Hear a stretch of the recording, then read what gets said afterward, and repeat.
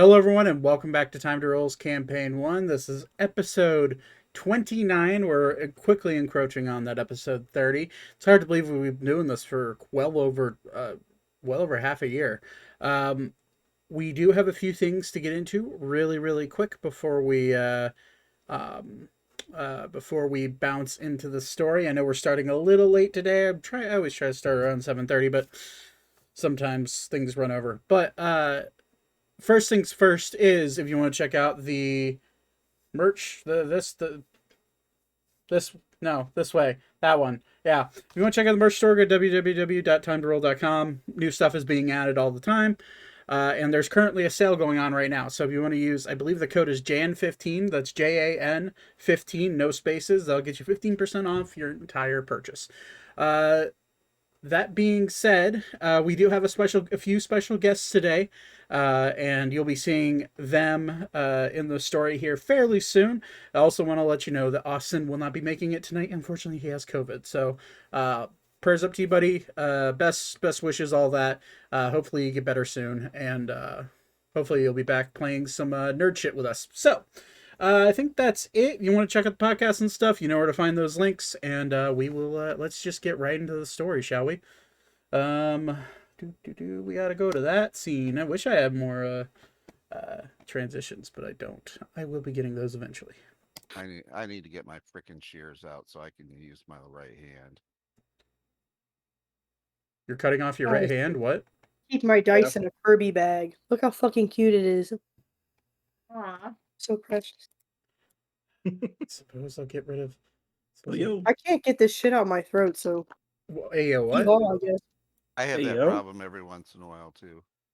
Oh, God damn it. Listen, Todd, We're live, bro. Jesus. Come on. welcome to the stream, everyone. Fine, no one's here yet. Yeah, Welcome to the that's true. stream. That's true. We just started. Welcome to Okay. the stream. I can't get this shit out of my throat. Son of a bitch. Stop. Okay, let me bring in some ambiance because we're in the middle of the fucking air. Yeah, there. Some nice casual wind breezes. Okay. So, just a little bit of a recap. Last we ended. You guys were northward bound over the southern portion of Sylvania, heading towards Zane's home country of Ebrax. There, Zane has some personal issues to attend to, as well as some potentially, I don't know, some random shit to get into, maybe new opportunities in that technologically advanced country. But you guys are on, I believe we're on day 3, morning 3 of your 7 to 10 day journey, depending on weather and things attacking you in the sky. We are encroaching on the largest swamp in the world, which is the Sandosha Swamp, where you guys are currently flying low, about a couple hundred feet above the ground, a lot lower than normal. And you guys are on a slow ascent to get over the Sandosha Swamp. The morning is yours. I believe the last survival check was. I can't remember who did it last. I know Zane did it first night or first day. I can't remember who did it second. It may have been Beep that did it, but he isn't here. So I'm going to say, Ori, go ahead and roll me a survival check on day 3. Just I to don't have my character. oh no. It's just a click away. Just to kind of gauge the skies, gauge the weather, just a general like keeping a lookout and just gauging how the day is going to be. That's what the survival check is for. Oh, 25. 25. Yeah, today is a pretty clear day. The wind's blowing as you're slowly ascending. The wind's getting a little bit more intense, but nothing too crazy to knock anybody off their feet or send them overboard. And the third day, unless you guys want to do anything on this specific day, I know some of you were training, some of you were, creating things like Zane. You had a whole list of stuff that you sent me that you're creating as with your whole artificer bullshit. So if there's anything else you guys particularly want to do, just let me know. If not, we can move on to the next night and into the next day. I'm good. Okay. What's the captain doing? Currently, Captain Newgate is. You've actually seen him walk into his quarters and lock the door behind him, and currently his second mate, his first mate, his brother Alex, is steering the ship. Somebody roll a 1/100 for me. And I'm gonna pick the number 86. I will roll it and I'm gonna roll it in roll 20 because I want to see this. D100, yeah, okay. 86 is the number. We'll see what we get. 41. Okay. Nothing. Okay, you're not doing. Nothing. You're I'm not doing what my stupidity is thinking of doing. Oh, you're. Todd, you get advantage. I'm curious now. Oh, that's right. My God, I could stealth in there and he'd never fucking know. Nope. Nope. No, you won't. Actually, he would know. He would know. Absolutely know. He's got good eyes. He's very high passive perception. But okay. Oh, well, this is no. I'm like, hold on here. I got it. let's just let's go ahead and play some background music as well. Oh, you got. Do you have a token for him? Who for Ander. Oh, Ander, yeah, he's at the wheel. Oh, okay. Does he have any other people on the ship that like are assistants that? Oh yeah, he has a full 12-man crew, mixing between men, women, of all different races, yeah. It literally kind of looks like it reminds you of like what a ragtag pirate crew would be like. I don't like that music necessarily. Let's do. Any twinkish style ones? That's great. Let's roll for it. That's a Mousy. Guess what I just fucking rolled? Natural 1. It says fuck in all caps. Yes, okay. So no, there is no twinkish. That means yes, there is. No. Hi, I said hi in my high or low in my brain. And I said hi. So no, there is no twinkish people. Although I'd say the skinniest person on the ship is in that range of what you're looking for is probably the first mate, but he's steering the ship. Actually, Thaddeus, roll perception check for me. 11. Okay, yeah. You would have, DC was 10. You have noticed a very thick silver band on his left hand, on his left ring finger. Okay. Okay. So anything else you guys want to do on this day, or can we, I think we already established, who's doing the training? Ori's doing the training. I'm training with Vaten. Was it Vaten? I'm probably doing something. Okay. Spear training with Vaten. That's right. Okay, you're spear training with your trident, correct? That's the goal. Yep. Okay. Oh shit. Okay. Well, third day goes by without any issue. Fourth night comes up. Do me a favor. I'm gonna say, because I know Vaten's on top deck. Vaten, roll me a perception check, just in general.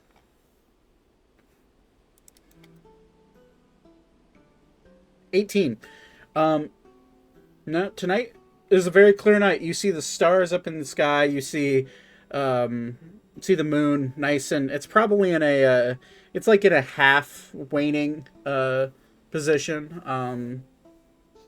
and fairly bright out. Nothing too crazy going on. But this is as we're entering into the swamp. You do feel a bit of a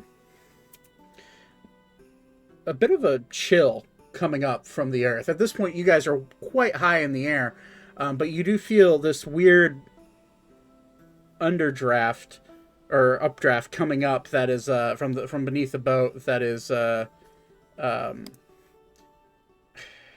is kind of cold, and you being a lizard folk makes you a little uncomfortable, being just randomly having a blast of kind of chilled air out of nowhere. But Yeah, I'm Damn gonna it. bundle up a little bit tighter and Or he grows more fur. Just puffs up like a um stray cat in winter. His winter coat. Yeah. is there obviously there's is the first mate still steering the ship? At this point in the night, yeah, it's starting to just get dark where people are starting to retire to the God damn cabin, it. and he's still up there. You've been observing the last couple of nights, and from the night that, and from the time that you had traveled on the airship prior, you get the sense that the brothers switch off, alternating between who steers the ship during the day and who steers it during the night.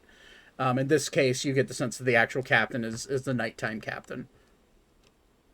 So you probably going to be switching up here pretty soon. Okay. Well, I guess it doesn't really matter. Because I will go up to whoever is there right this second, and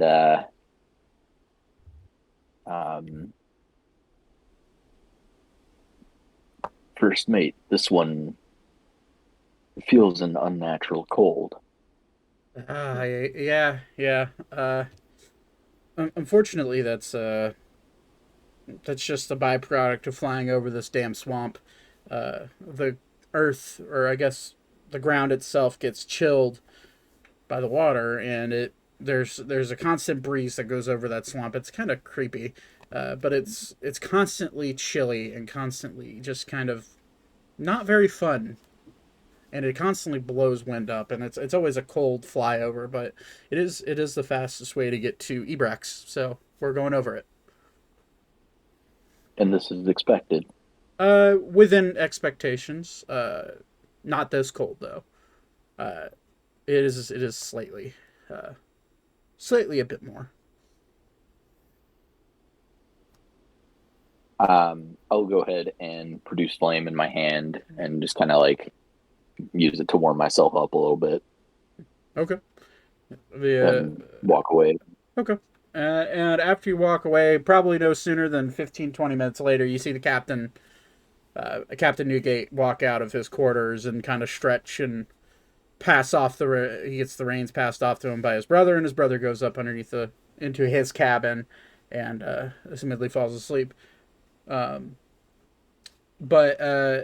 the night goes off without real issue. That create flame, the flame that you created definitely keeps you warm enough that it's not like nothing's gonna really affect you in a way that is gonna be damaging.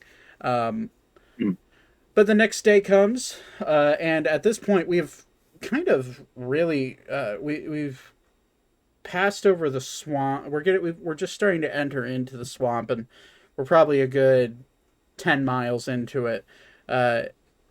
And the morning comes. I'm gonna say let's go ahead and have.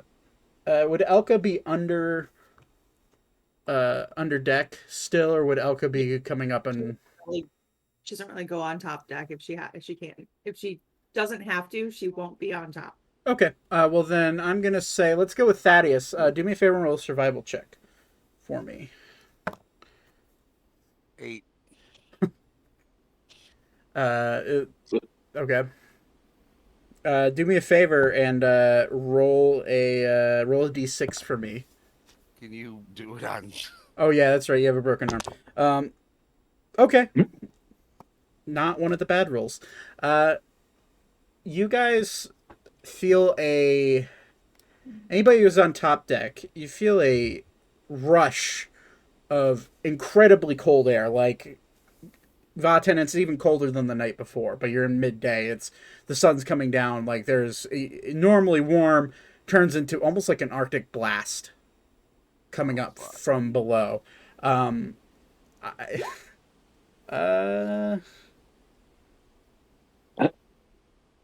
That's true, by the way, in the chat. Vaten and Elka don't see each other during the trip unless Vaten or Elka decide to come up or go down.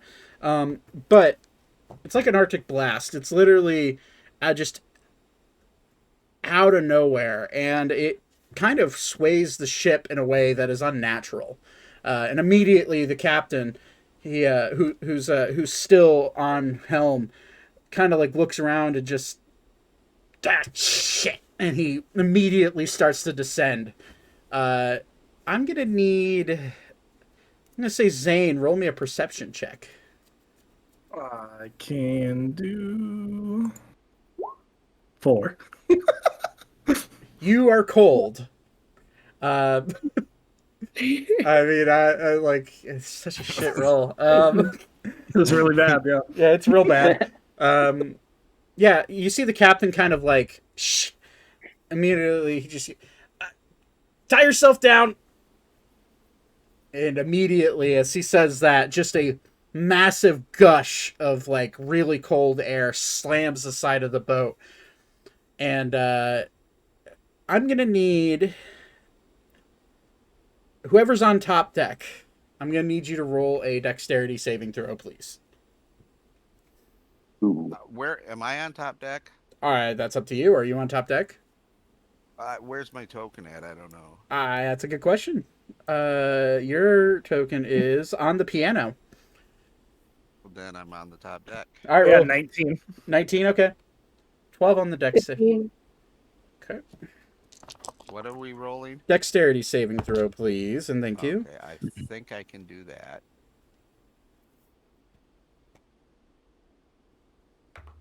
Did that go? There we go. 11. It's a 20. left-handed roll. Bullshit. 20. Alara, do me a favor and roll one as well. You're on, or I assume you're Yeah. chilling with Ori. It was 15. 15. Okay. Anybody who rolled underneath a 14, so it would be Vaten and Thaddeus. I also need the captain to roll one. Okay, he's fine.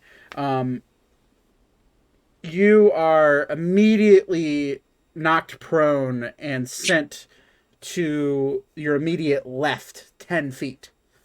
And as that happens, Captain Newgate hangs onto the helm really hard, and he just yells, "Fucking elementals!"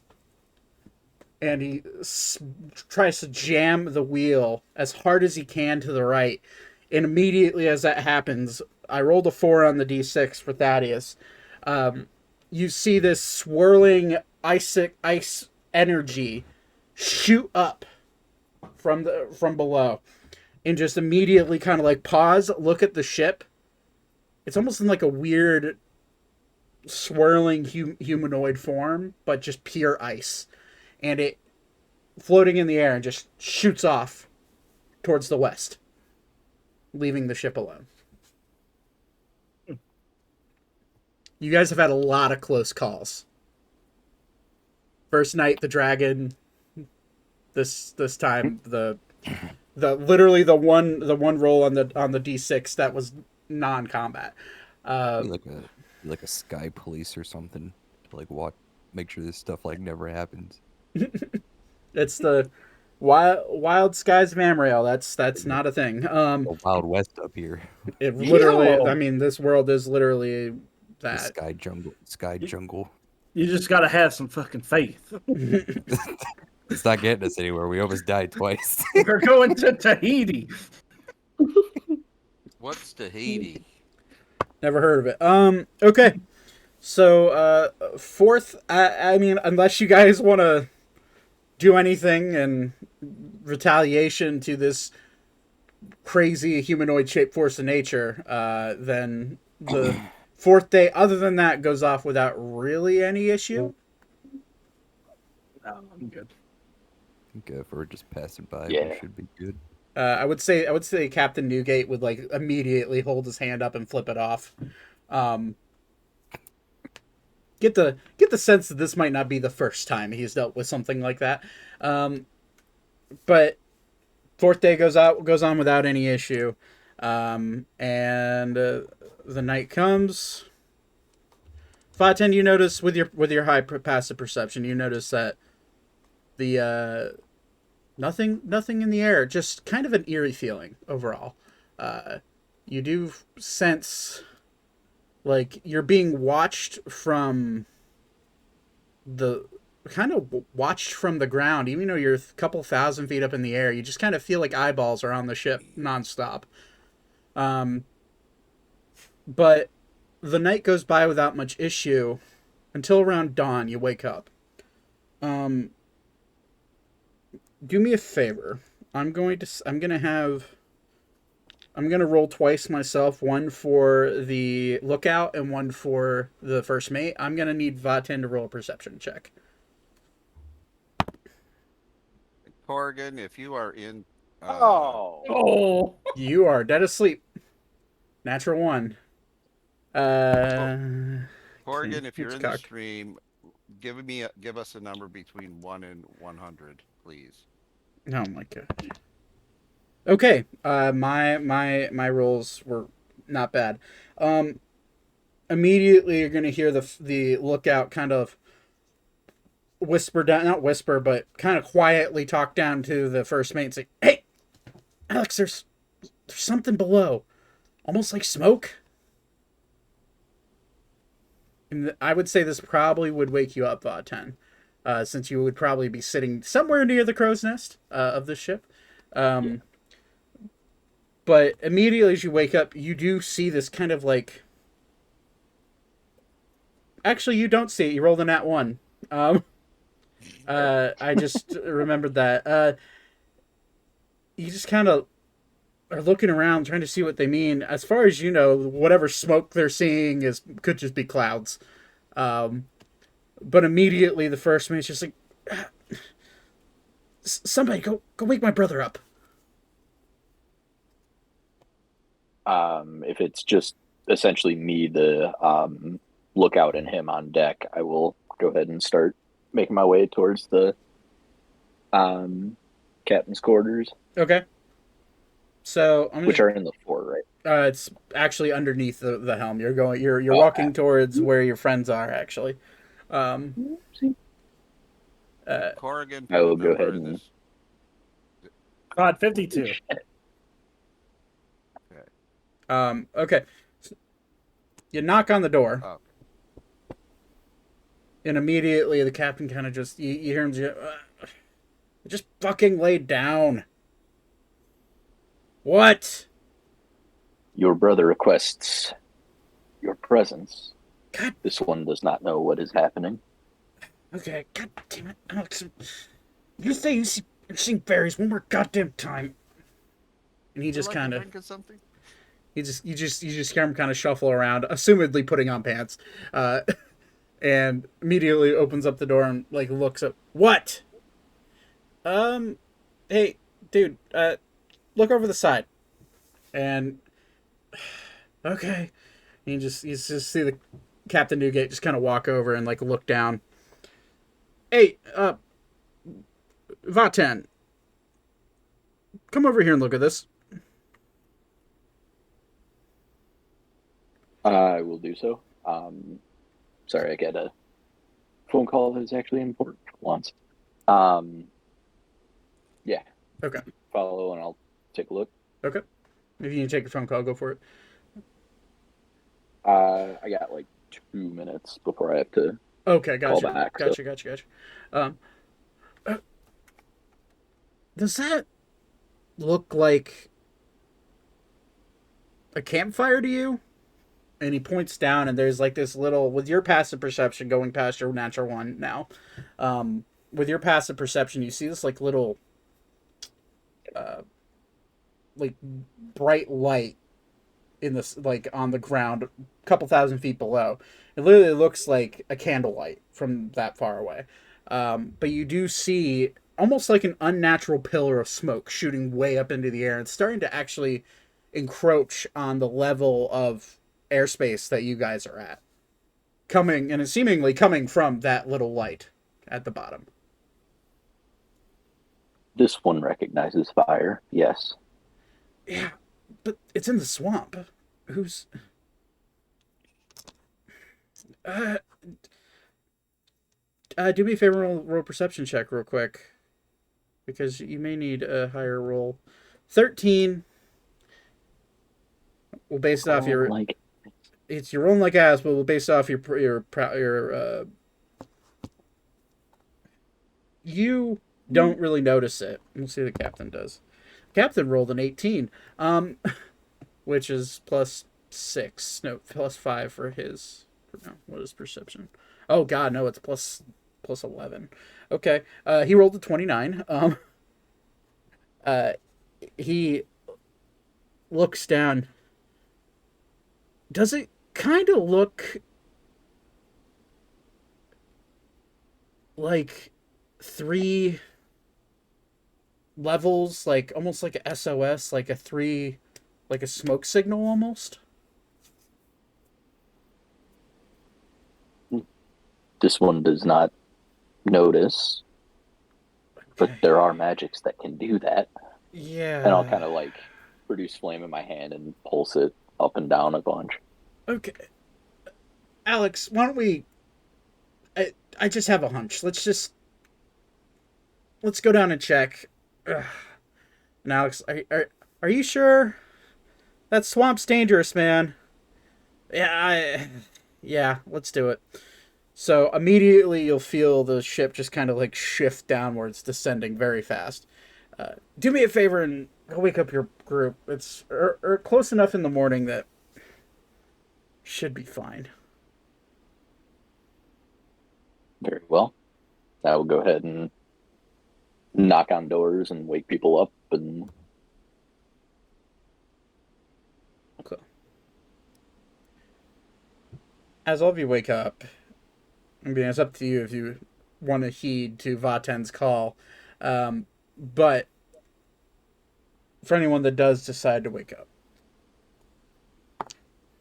you are gestured out onto the top deck by Vaten to see a Captain Newgate kind of like already tying a rope around his waist and like really trying to look down into the swamp with his eyes.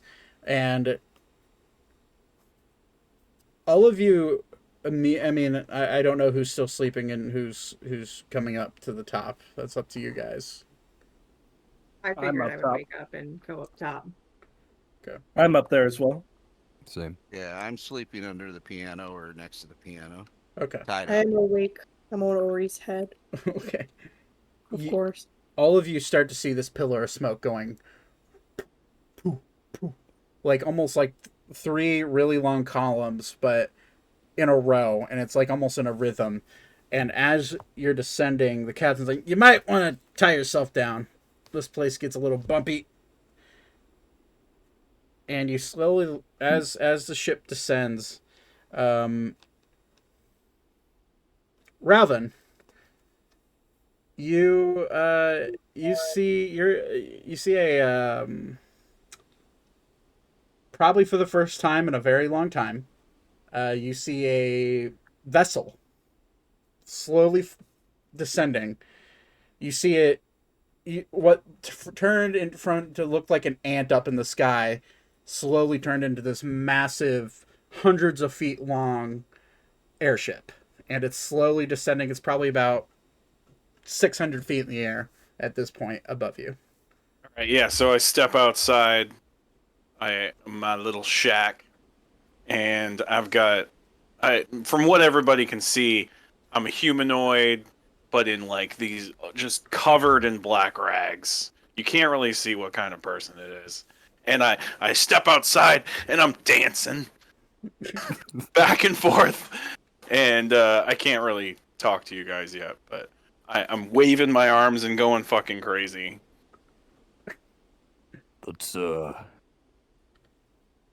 go back up.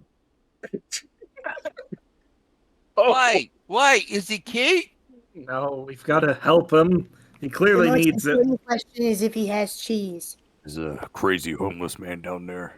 Is his name So we Shrek? know he's not dangerous. Then good. We can go down and steal what he has of cheese How then. 'cause far? How far away are we? You're descending at about 50 feet every 5 seconds, so about 10 feet a second. Are we within like yelling distance? I mean, at this point, yeah, you're probably around, at this point, around 400-ish feet above. And immediately, as soon as, I know it's, and like Captain Newgate just kind of looks down at him. He looks a bit ragged, huh? A little bit.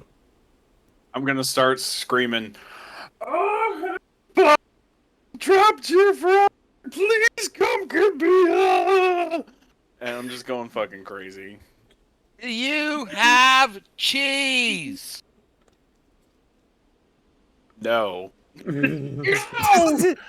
What? Cheese. Well, then Are you maybe dangerous? we should just toss him over the ship. Then he's worthless. I agree. He's out here. In a swamp. wait, There's no wait. cows here. Wait. You want to get him on the ship and throw him off? You know, That would be fun. my mother tossed me in a creek when I was a child, and I And now- survived just fine, Ori. And now Nice. you don't have to drown anymore. Can I You got practice some- scrambling brains? Let's get him aboard. I can practice scrambling brains. No, but he's scrambling any brains. Or are we We're really helping going to him. dive deep into your Hey, trauma at some point? Alex, go back up. Go back. Ascend. No! No! I Go got- down! Go Every- down, Alex! We Ever should help since him. the lady witch took me and I've come back, I've really been on some nefarious shit. Where'd you learn that word? Did Um, the which god one? teach you? Which one, nefarious or shit? Which one's bad? Nefarious. You Cheese learned that. stool. Everyone here says shit a lot. Nefarious is a huge word for me. I'm proud of you. Thanks. I'm gonna That's draw what it my meant. weapon at Alex, and I'm gonna go, Alex, land the ship now, or I'll scramble your brain. Captain Newgate's gonna grab your rapier. He's gonna make a strength check. You just threatened his brother. Yeah, Yeah, no, he's- all time. That's a natural 20 on the strength Oh, check. fuck. Well, My day sucks. So that's a plus. It's a. Thaddeus gets thrown overboard. He doesn't mean it. So He's just- it's a 29 strength. As Ori's saying that, your rapier snap breaks in half. No! That was. Don't worry, I have a spare. That was my magical one. You can use my club if you want. Well, we Give me are some- going to. We can get it fixed. And Captain Newgate's gonna walk up to you. Mind you, as the ship's still descending, you got this crazy guy down there screaming and just dancing around. Captain Newgate's gonna look you dead in the eyes. If you ever point your weapon at my brother or my crew again, I'm tossing you off at 4,000 feet. Well, then. Hands count as Because- weapons. Whoa, We hey, yo, whoa. Don't break my hands. are paying for this ride. No, you And aren't. I said, pick him up. You're not. By him. I haven't received Captain? I haven't received a Captain? single dime or a single gold. Captain, Do you want a gold or you? do you sleep, We- Captain? We paid by helping you get Helping. away. Quit being a voice. Just go away.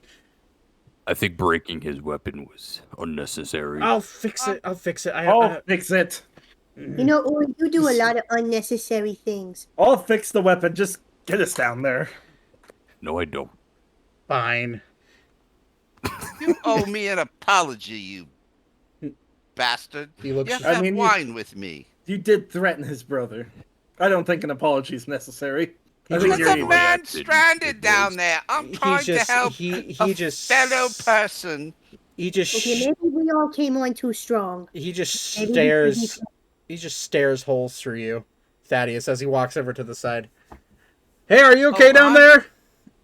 So I'm full of holes. I'm recognizing you guys are arguing and not necessarily like going to not sure if you're gonna save me or not. So I scream out loud, "Are you friends of the city of Ebrax?"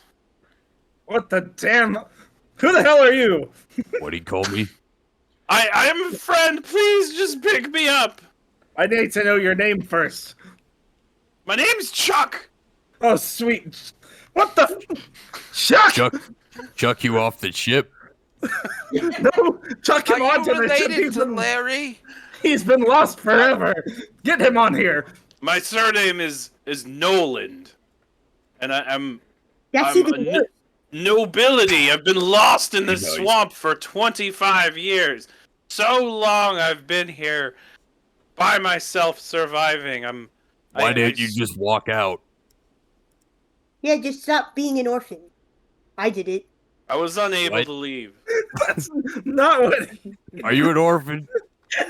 No, Don't I'm be mother I'm from part of a Lord. noble family, and I The know family you. says that shit too, but it's not true.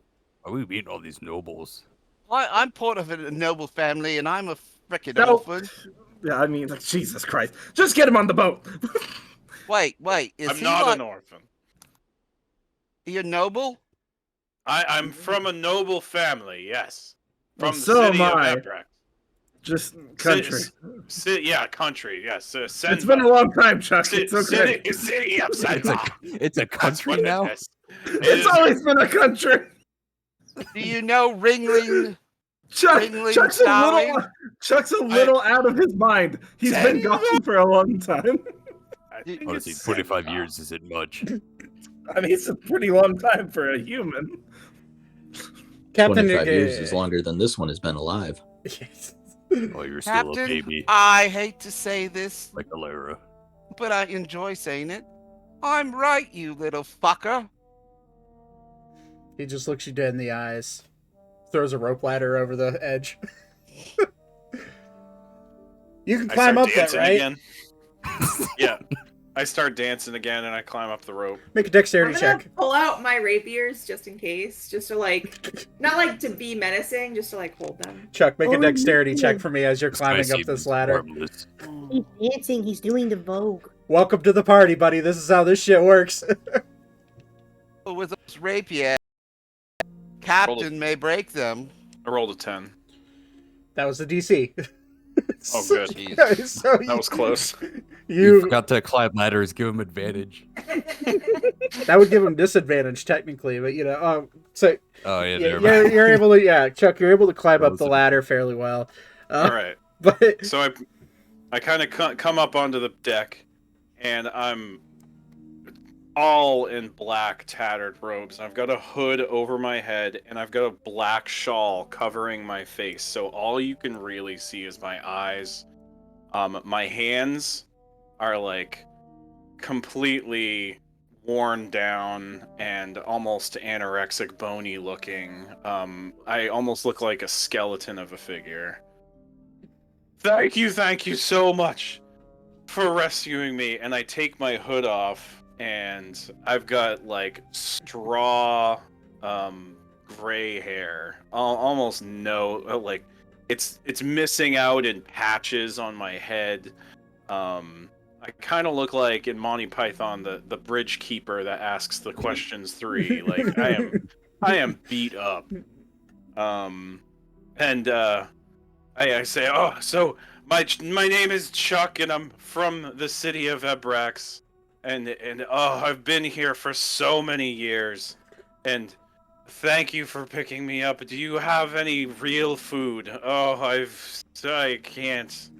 you'll see. Oh, Alara's gonna like fairly haul ass down Ari's back, like literally looking like a feral rat, just tippy tapping. And she's gonna run up to him and whip out this fucking block of cheese out of her like shirt and be like, You know, you can have this. I've never told anybody, but it's all a lie. I always have cheese on me at all times. You I just see, asked Eyes. you My see, eyes go Corrigan, give me crazy. 2 numbers between 1 and 100, please. Corrigan, Oh give my me 2 God. numbers between 1 and 100. My eyes go huge, and I hold my shawl out, and I reach under the shawl, and I eat it. My eyes go huge, and I just fall on the ground. You know, I've never met someone else that's so emotional over this precious thing like me. you just Did see. you I'm kill him? crying. Yeah, What? You see a Chuck, just so you're aware of what Alara looks like. You just like as you grab this cheese, not even aware of like what she looks like, not caring what she looks like. Now that you're on the ground, like kind of crying, you just see this tiny little like pinkish goblin girl just staring down at you, just ragged as hell herself, and just like cheese. Oh, Wilson Corrigan, loves put it 2 so numbers much. in. Oh my god. Well, This is- my this is name's Ori's Alara, reaction when he falls and we down. can be friends now. And that giant ass minotaur, that's Ori. That's my best friend in the whole world. He Please always don't- takes care of me. Please stop I telling just- people my name. Shut up. Excuse me. It's I'm just- true. Completely out of it and just like unconsolable on the ground right now, crying and then like holding my head. Okay. All right, that's that I think you can go now. Where's that ladder? Hey, You want to go back? Okay. Ori, okay. Ori. I'm Let's- gonna do something. Okay, what are you going to do? I'm going to hand him a little vial and say, "Drink this, young man. Drink this. This will heal you and make you feel better." I'm gonna grab that out of his hands and throw it on the ground. Make a dexterity check, Elka. Thaddeus, do me a favor. Also, make a. I'm gonna say make a strength check to see if you can keep it in your hands.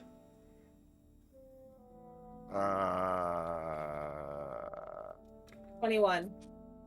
Oh, damn it. She's going to kick my ass.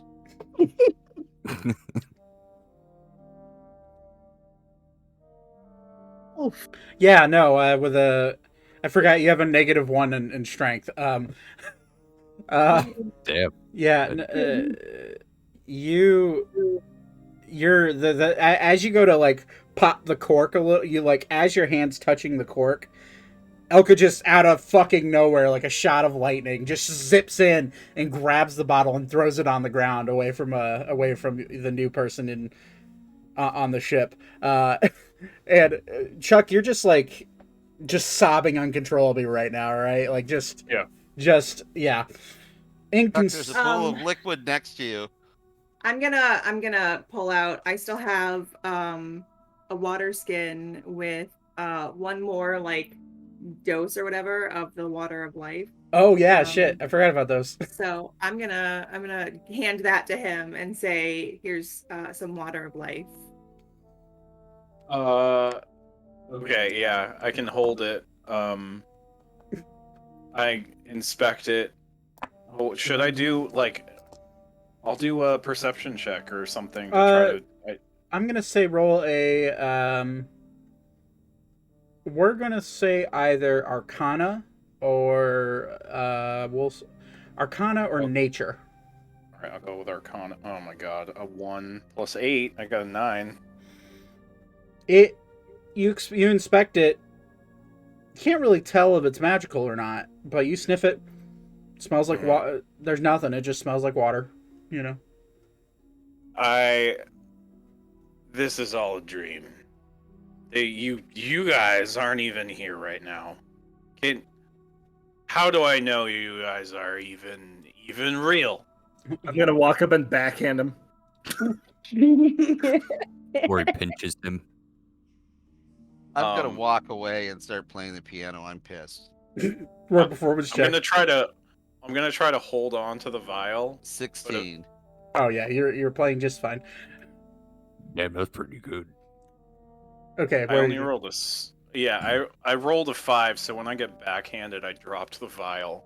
I don't know if it broke or not. It's a water skin, so it's a leather water skin. So yeah, it just stumbles to the ground. Okay. And the captain just kind of like looks down at you. All right, and he reaches down, grabs the skin, looks at you. All right, come on now, let's get you up. And he this man, he's probably around 6'4", 6'5", burly looking human. He just walks up, grabs you by your arm, and doesn't necessarily look like the strongest. Probably strong, but not like superhuman strength. I'm so sorry, Chuck. It's a 14 plus 9, so it's a 23 on the strength check. He grabs you by your arm and lifts you up off your feet from the ground. I don't resist. And just he's like, sorry.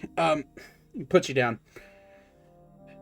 Listen, I don't know who you are. I really don't care. Clearly, you're in a bad situation down there. I'm the captain of this ship. Why don't you drink some water? And if it makes you feel better, he pops it open and sips a little bit of it himself. Hands it. I don't know what this does, and he kind of feels a jolt from drinking that water. I would drink this. Okay. I'm just gonna tap him on the captain on the shoulder and kind of like motion away quick. Okay, he follows you. Okay, so we gotta take this guy with us. Okay. I pull my shawl down reflexively, and you guys all see my face for the first time. And where my nose was is just a hole in my face. Like, I have no nose, and it's all dark. And I am incredibly grotesque. Like, I'm human.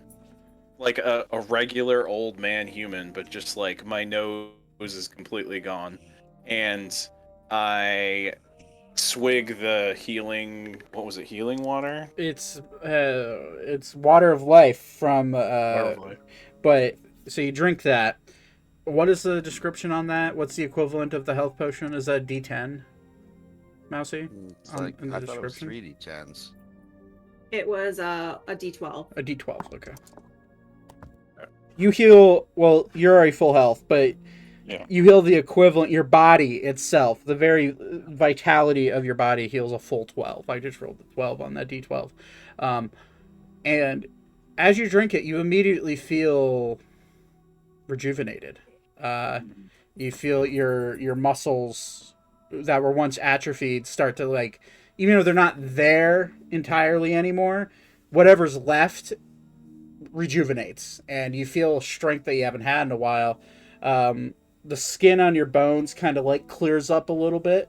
The grayness of your skin turns into more of a pale, a little bit more flushed skin color. You're gaining a little bit.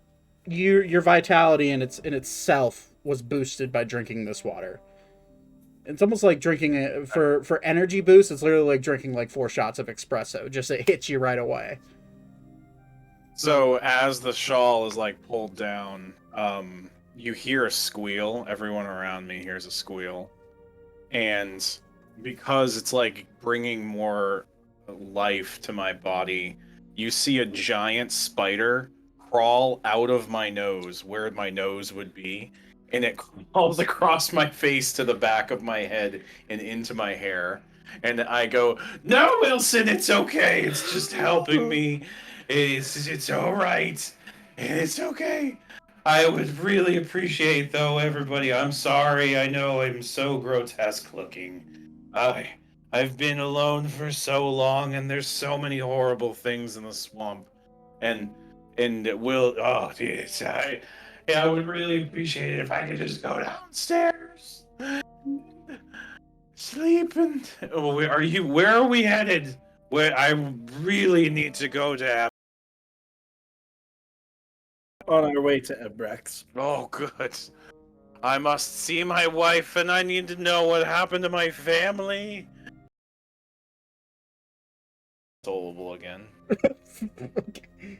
Yeah. So, or he puts his hand in front of you and takes it away, and his thumb is now between his index finger and middle finger, and he'll say, "Got your nose." That's a good one.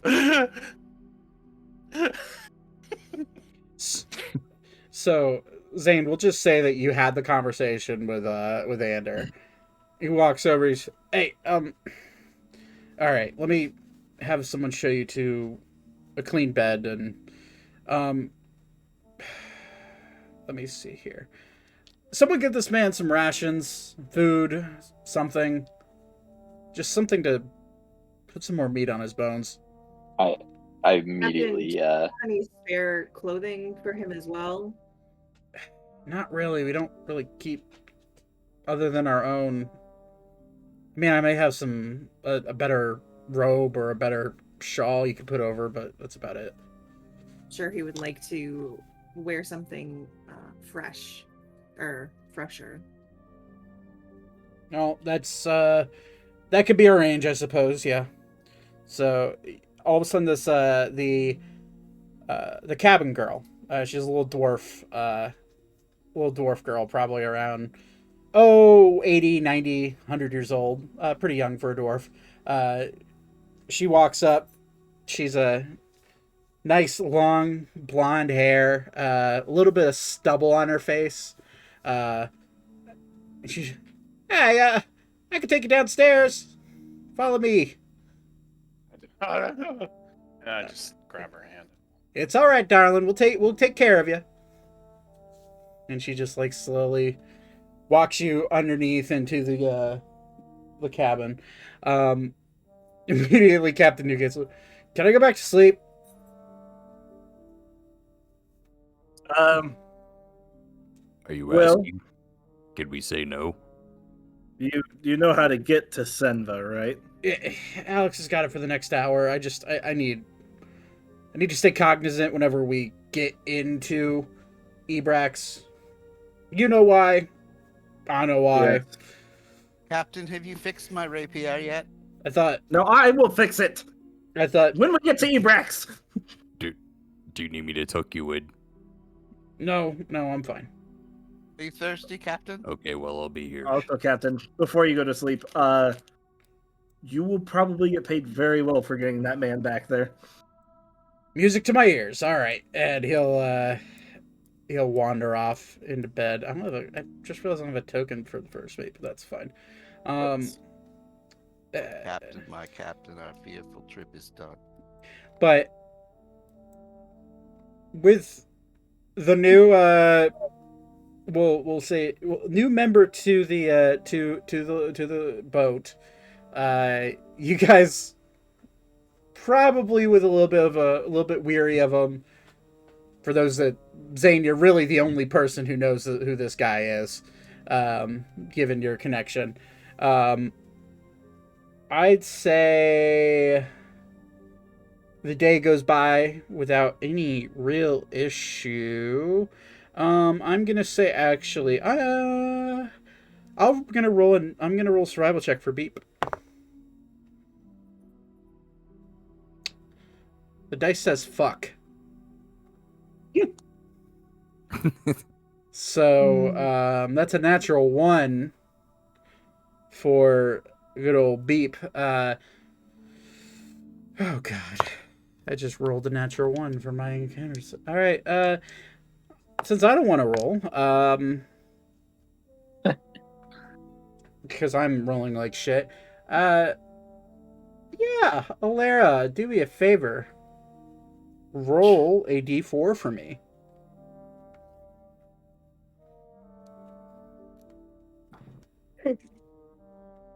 Oh, 1. Sorry. Another fuck. Okay. Well, heck. Sorry, B. I'm gonna say, just for the sake of rests are in order. No. Most of the day goes by without much issue going into the 5th night. Copy. Okay. Can I go grab a bottle of wine? Yeah. Okay. Nobody look at my underwear when I stand up. Should you be drinking? Hold Are on, you on I any medication you shouldn't be drinking with? I am not on any pain medication. I refuse pain medication. Okay. Just gonna keep it on this screen until Todd stands up. All right. Oh wait, I wanted to see his. Well played. Yep. Yeah. Glad I put it on that screen. All right. Switched over just in time. Some cool underwear. There's some cool underwear. Was that SpongeBob? saw your I couldn't pain. really tell. Blurred his butt out a little bit, so I think it would have Oh, been man. alright. It lives in a pineapple under the sea. God damn it. Okay. Todd, if you can hear me, warn me before you come back on the screen, you motherfucker. Okay, so the day goes by without much issue. However, Jackson, if you whine at me one more time, dog. Sorry, It was a good day. he's been so bad today. You guys hear What are you doing? as you're ascending, you hear almost like a bird squeal, like a crow, just and you see a flock of black-winged birds flying up at the ship at a very rapid pace. I'm going to need... Well, first off, we're going to see if we avoid... We do not avoid. We just get bird striked. So... Are we going full on Sully here? Yeah, that's what we're doing. So immediately the captain's just like, shit, birds, and like tries to steer out of the way, and immediately like 4 or 5 birds, when you see them, they look small from far away, but these birds are every bit of like 3 to 4 feet in wingspan. Just kind of big birds. And they smack into the left engine of the skyship. And immediately, Zane, you hear poof.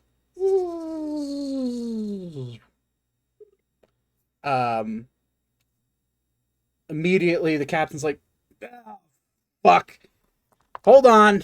And I'm gonna need anybody who's on the top deck. So that'd be Ori, Alara, Zane, Thaddeus, he's not here, and Vaten, because I assume technically was up and top Elka. when yeah. And basically actually everybody but Chuck, because Chuck's underneath. Roll a dexterity saving throw for me. There we go. That's a little bit better. 14. 13. 14. Wow. Many 14s. Much damage to be had. Maybe we'll just name our group 14s. Brother, I got a 9. Okay. So Not 14 anymore. anybody Right, who 15. so No, the I'm DC 18. so the DC was 16. Oof. So basically everybody but so anybody other than Vaten roll above 16. Okay. You feel the ship start to go down suddenly. And like one side starts to tilt more than the other because of the lack of the engine on the left. I'm going to is there a way to like Thaddeus makes it. how do I describe this? Is there a way to be like safely actually I guess first question to ask is how what's the diameter of these engines? About diameter, about 30 feet. They're pretty big. Okay. Okay, then I'm gonna. And is there a way for me to like stand on it? So yes, so I'll ping it. I have a dog licking my right arm because he is wanting to go out of my room, but I'm not going to allow him to do that. So it's this up here. It's the reactor. It's the actual physical. You see it. You would have seen it. You can't see it on this map view. But the it's a bluish crystal that has been lit ablaze by magical energy, and the birds smacking into that at the speed at which you're going made the crystal not function anymore. You see like you can see like a little bit of smoke coming off of it. Like there's a little device that there's a little device at the bottom that's smoking a little bit. You put pants on. Wow. So yeah, but yeah, you could walk out. You could, in theory, walk out here, and immediately the captain's like, "You might want to hold on." But before we do that, the deck saves. Beat failed. I rolled for Thaddeus. Thaddeus saved, so Thaddeus is good.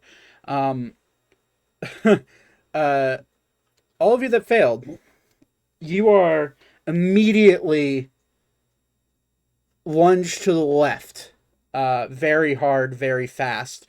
And you guys get slammed into the side rail of the ship. Would I? Where are you? The mid deck? Like, Middle of the deck. Oh yeah, it's a full on tilt to the side, like slam to the How side. tall is the railing? About 5 feet. So your whole body's just getting smacked against it. It's not like it's solid. It's right? a solid wood. It's a solid wooden rail. Yeah, it's a solid wooden side of the boat. But it's not gonna break with like a 500-pound. Thanks for reminding me. Oh, Jesus. So you guys take. I hope Shut up, Ori Bill. doesn't roll over top of anybody. It's a great point. Well, Okay. Ori was already kind of far left, so. You guys take. Those who failed take 19 points of bludgeoning damage as you get smacked into the side railing. Alara, are you still on the ground, or are you on Ori's horns? Ori was already kind of on the far left against the rail. Would he still take that damage? I'm going to say half it. Okay. For you, Alara, with your dexterity saving throw, being on top, that's why I'm asking you, are you on the deck or are you in Ori's horns? No, I was on the deck the whole time. Okay. Stan, you would also take half. Elka, where were you? You would have been on the side as well, right? Like half a 19? Yeah, because I was where they pulled Chuck out. Half of 19. So yeah. So anybody who's near there, you take 10 points of bludgeoning damage instead of 19. Full brunt of it as you get slammed at really fast speeds into that. Alara, you rolled what? A 9, right? You are able to catch yourself against it, but you being so light and the free fall happening so fast. Now that you guys are all against this deck, Ori, I'm gonna need you to roll another dex check for me. And Alara, being how light you are, I'm also gonna need you to roll another deck. I'm gonna need you to roll dex check, not a save. And I'm going to need to play some. We're gonna play some music. I kind of came back in the middle of that. Did I? I rolled Let 13. us take damage. Dex No. check or save? Dex check. 21. 21 Okay. into 13. Alara. Okay, DC was 14. We're free falling right now. Okay. Now, Vaten, what did you want to do? Wildfires. Okay. I was going to do something, but seeing Alara fall, I'm immediately calling my wildfire spirit, getting it to fly out to her. Okay. Yeah. And teleport back. Alara, as it's free fall, as the ship is sort of free falling down, and it's like gliding to the left, hard. Ori, you're able to brace yourself, and somehow the side railing stays in check with your full body weight leaning against it. However, Alara, you just see her just barely out of your reach start to get like floated up into the air, and she just kind of like whoop, over the side, free falling. Can Ori try to catch her? She's a little too far away from you, and if you tried to move, you would also be jetted off the ship. So you could try, but you would also be free falling with her. But with you do see, I send my wildfire spirit. You do see Vaten start to spark up his wildfire spirit, and it takes form of a newt with wings, right? Like that's kind of the idea. Yeah. You see, and immediately this, like, as you like go to think about reaching for Alara, this flamed being just shoots down towards Alara, flying at max speed. What is its speed? That is a darn good question. Fly speed is 30. Triple that, because you are free falling. That was not what I was after. 1 second, I'm trying to. And I gave it a 30-foot kind of head start by casting it at the edge of the range. So it's 90 feet because you're tripling it because of the free fall. Alara, you're falling at terminal velocity, which is your speed, I believe, times 4, if I remember correctly. I'd have to look it up real quick, but Rip. terminal velocity 5e.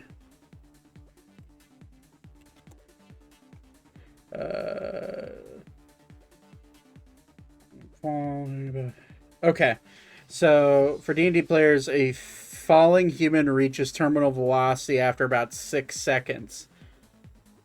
Since Alara, you are quite literally the quarter of a human, you would reach terminal velocity in a quarter of that. So in about a second and a half, you reach terminal velocity because I believe it's the smaller you are, the faster you fall. At least that's how I think that's how it works in D&D. Like that's not how it works in real life. I know. I was gonna say. Well, oh no, it is the opposite. So Alara, you do take a little bit shorter time. I misread it. You take a little shorter time to get up to that terminal velocity, which terminal velocity is 580 feet. Falling, according to this. So you're falling. I'm gonna say, yeah. So 120 total feet of flying speed for your wildfire spirit. You see it reach its its talons out, its hands out, and I'm gonna need it to make a strength check using its strength. Me? Nope, for Vatet. Yeah. Okay. Oh boy. Did that roll? Oh wow, that is okay. Let me just go ahead and. How much does Alara weigh again, Lex? Oh god. Wow. Let me see. It's loading.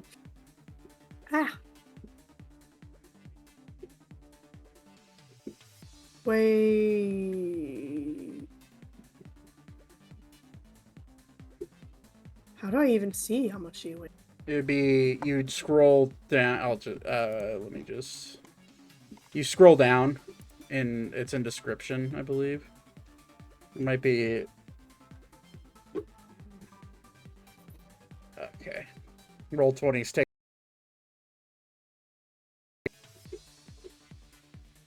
Okay, it's down. It's in bio. That's where it is. Okay, you weigh 25 pounds.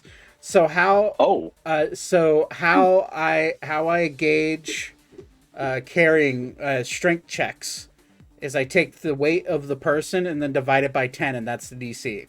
So the DC you were looking for your creature to grab Alara is 2.5, rounded up, so 3. Oh, okay. So you do make the save. I swear to God. With a 5, you do make the save, and you grab her. But what is the strength? Is it just 10 for wildfire? Yeah, spirits? it's just 10. Okay, it grabs her and is able to slow her down enough, but you're still falling. You're floating down. Its wings are spread out. Like, it's not like you're like falling at terminal velocity, but it's like you have Alara, it's almost as if you have like a glider attached to you. A little fire newt.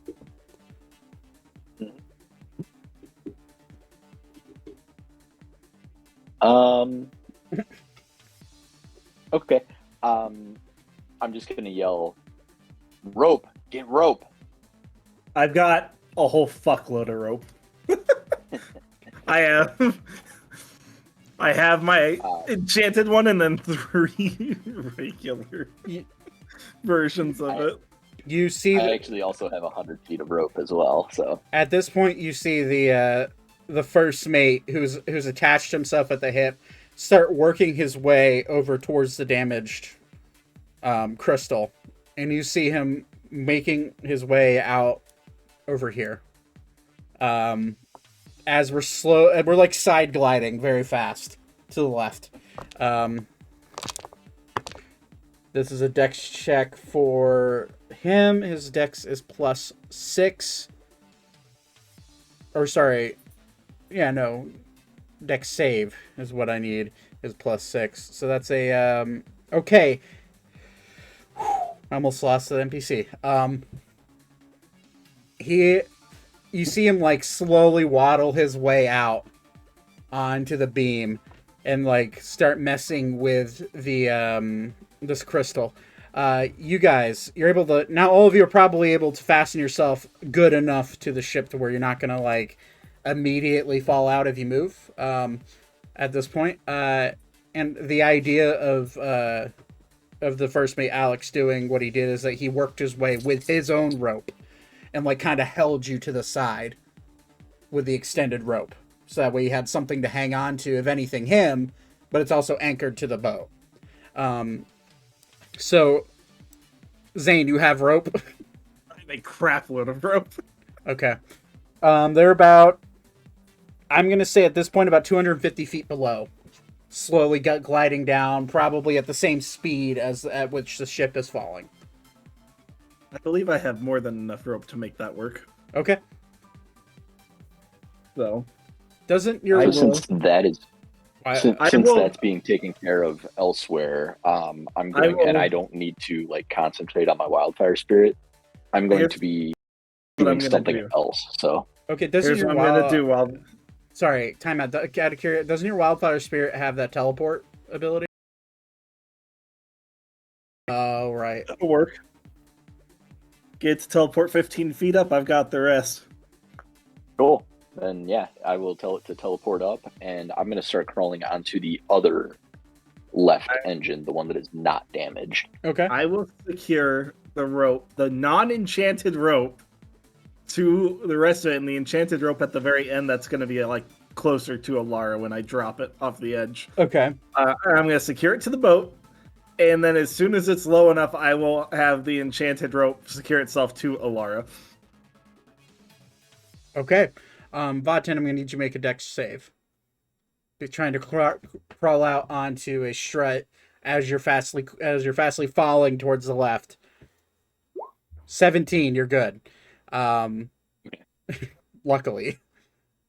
What is your goal on that back? I normally stay tied up anyway, so yeah, I would have argued very heartily if I fell.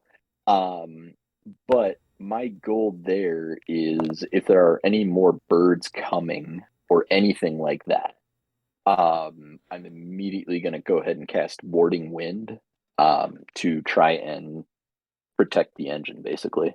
Okay. You don't see any more birds, but you, as you go to cast the spell, the birds there are a few actually. There's a few dead ones and like semi-alive ones that are like trying to floppily get themselves off of the front where Alex currently is. You do see you have now broken through the clouds and you do see the terrain of the swamp fastly approaching from your left. Although the warding wind will protect that area of that engine just in case there is any other if you do crash or whatever. Okay, so which I need to roll a general intelligence check with advantage because this is his ship. That is a 19 plus 3, so that is a 22 for Alex. He's currently fixing the ship as it's free falling. That rope, I'm going to say, just for the sake of dice rolls, I'm going to need your choice of either strength or dex check, Zane, of chucking that rope over the edge and see if you could get it out far enough to where nothing will snag and all that. All right. God, that's not great. 10? 10 will do it. Okay. That sounds like a ending song. I haven't listened to any of this music yet than the rescue mission one. I like this one. I do too. You're able to toss it off. well, this is an adventure. But you're able to toss it off, and the rope is now seems like it's gonna hit the target. Alara, you look up and you see this just massive ball of rope extending out towards you. I'm gonna grab that bitch. It's gonna lash onto you automatically when it gets close enough. So. See my little hands, just like. I'm gonna say, just because who knows what could happen in the middle of the air. Roll a. Yeah, we're gonna say roll a dex check, Alara, to see if you can manage to shift your body around to where you can reach out and grab this rope. 12? Okay. Good enough. You are able to kind of... With that 12, though, you are going to have to kind of, like, push off the wildfire spirit off of you as you go to grab it. And as you grab it, the wildfire spirit just kind of, like, lets go and just starts free-falling downwards as you get snagged by the rope. All good. If I can see this, I'm just gonna snap and dispel him. Okay. As you see, yeah, you do see, you're looking down and he just kind of burns up into nothing, and you're quickly realizing that you're about 1,000 feet from the treetops now. As soon as I see that Alara is lashed like securely into the magical rope, I'm going to start pulling her up. Okay, roll strength check. You will help. Or he's going to help me? Oh, God. I'm going to have both of you roll a strength check for this.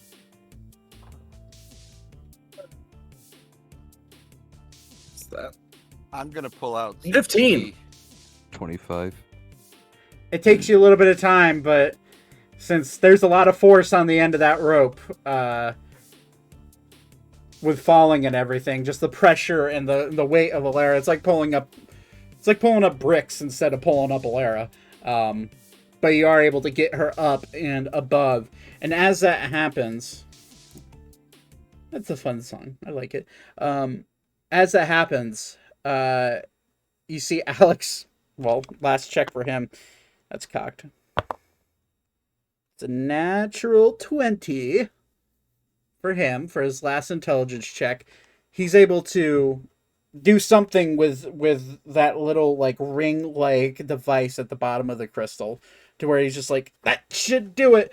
And as that happens, you see Captain Newgate just immediately pull on a lever, and this crystal just ignites with this like very cracked spider-webby looking blue energy, and immediately shifts. The airship shifts and like stops in place, hovering about, what we're gonna say, about 550 feet above the treetops. Ooh. And the captain's like, holy shit! Are you guys okay? Barely, but we're fine.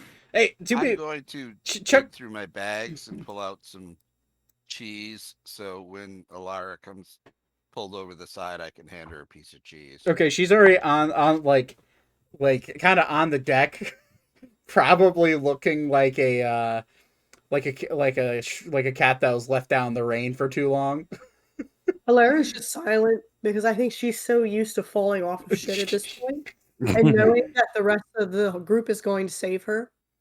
So her eyes are just bulging out of her skull, and Froggy's hanging on to her hair by dear life, and she's just staring into the fucking oblivion. Little one, have this. It's called Swiss. It's wonderful. She's just staring straight ahead, and she's like, Hey, with her hand. Hey, Alara, do me a favor, high or low? Low. Okay. Froggy being a frog. No. He found a way to tangle himself in your hair as you were free falling, and he is safe. I rolled a 12. My child. Ori does not throw up, and fixes Elara's hair. Okay. She'll look up at him and be like, "Thanks for basically being like my dad." You guys, the captain kind of like looks around. Is ever, he starts doing a head count. Can one of you go check below deck? I have an odd feeling the rest of the crew got jumbled around a bit. Yeah, I was gonna bust out of the door from downstairs and be like, "What the hell happened? I thought this was a rescue ship." More so, We're just kind of a mixed ship. Well, it is a rescue ship, and I was the one being rescued. Oh, she's got a point. Not wrong. Made me spill my soup. Well, maybe you will learn to cherish food a little more later, you ungrateful bitch. Yes, what she said. Damn. Would you like a sip from this vial? I'd say no. Don't do it. You're muted, Robin.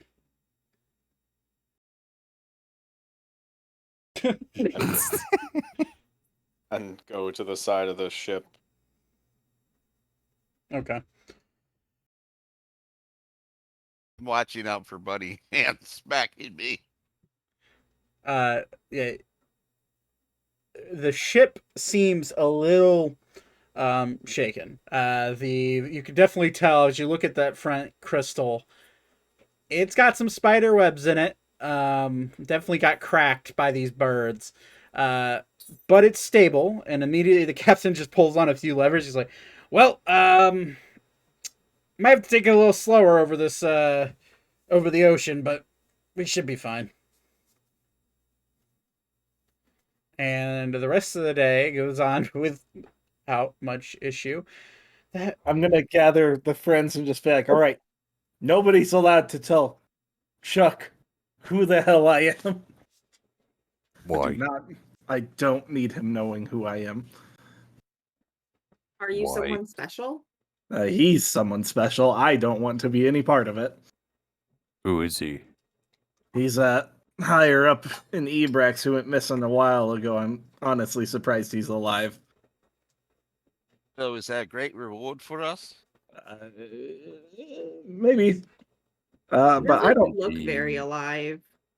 Yeah, doesn't. What if we killed him? No, I will not allow that. But I also don't want him knowing who I am. So I am slightly open to the idea, but he's worth more alive for now. Is his brain soft or hard? Or medium? I'm just gonna backhand that for I'm sure it's the same density as any other brain. I don't know. Yours is pretty dense. Hope No. your rapier stays broken. I will not fix your weapon if you keep thinking about murdering this man. Nor will I make you a new one. All right. You think we should find him another nose? I don't know if we'll be able to help him, but does he have fingers? We could make him some gloves. Oh Jesus! No, just gloves. Just leave him alone. Just don't do anything bad to him. I feel like he's probably been through enough just based on how he looks. Looks fine to me. I mean, the guy's missing a nose. That looks fine to you? He's kind of like us, a misfit. I mean, a little bit. By the way, did you catch the other day when one of the officials said we need a group name? It might be something we need to discuss. Maybe at some point. I honestly feel like none of us expected to continue to stay together after, the kids. True. Here we are now, though. Bunch of ratlings on a boat. Here's something we should maybe think about. I miss those rats up in the attic. Oh, they were nice. I wonder how they're doing now. Well, They're most dead. of them are dead. Yeah, what he said. Maybe they've advanced their civilization.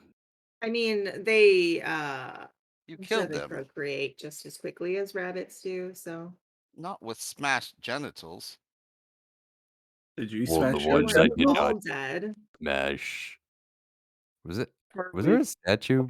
They built a statue. I can't remember if they did that or not. Ori I pretty think there much was a just little you statue. Ori pretty much just smashed everything. I worship the Ori gods now. Yeah, there's a no. There wasn't a statue. There was a when Alara casts speak with animals. They yell, "The destroyer god has returned," as Ori stuck his head up. I couldn't remember if there was a statue. We should be the rat destroyers. Oh my god! It was one time, Thaddeus. We're not gonna make that a thing. I feel like the group name's gonna involve rat, and I just care for the right. Well, I the suppose. cattails. We're the Rat Pack. That's not allowed. What about the... That's a great way to get Wait sued. a second, I've got it. I've No got it. copyright on that. Get The outta here. dungeon children. No. No. Because we have a dungeon daddy. I am no child. We're the dungeon babies. We are not children, except for Alara. And here comes that weird sound I keep hearing. I'm gonna feel Zach, like I feel like when you're wearing that shirt, we should be allowed to call you It's that. still not allowed. Or he's gonna look at the camera like Jim. and Thaddeus is dead. I just rolled 36d6. Rip, Thaddeus. Rip. I'm not going to The count ship that. explodes. You're all dead. Reroll your characters. Yep, we're starting from scratch. We're starting over. Oh, roundabout plays. Oh, Captain, my captain. The fearful just ship is simulation. in. Okay. Everyone on there, they've ended up as dead.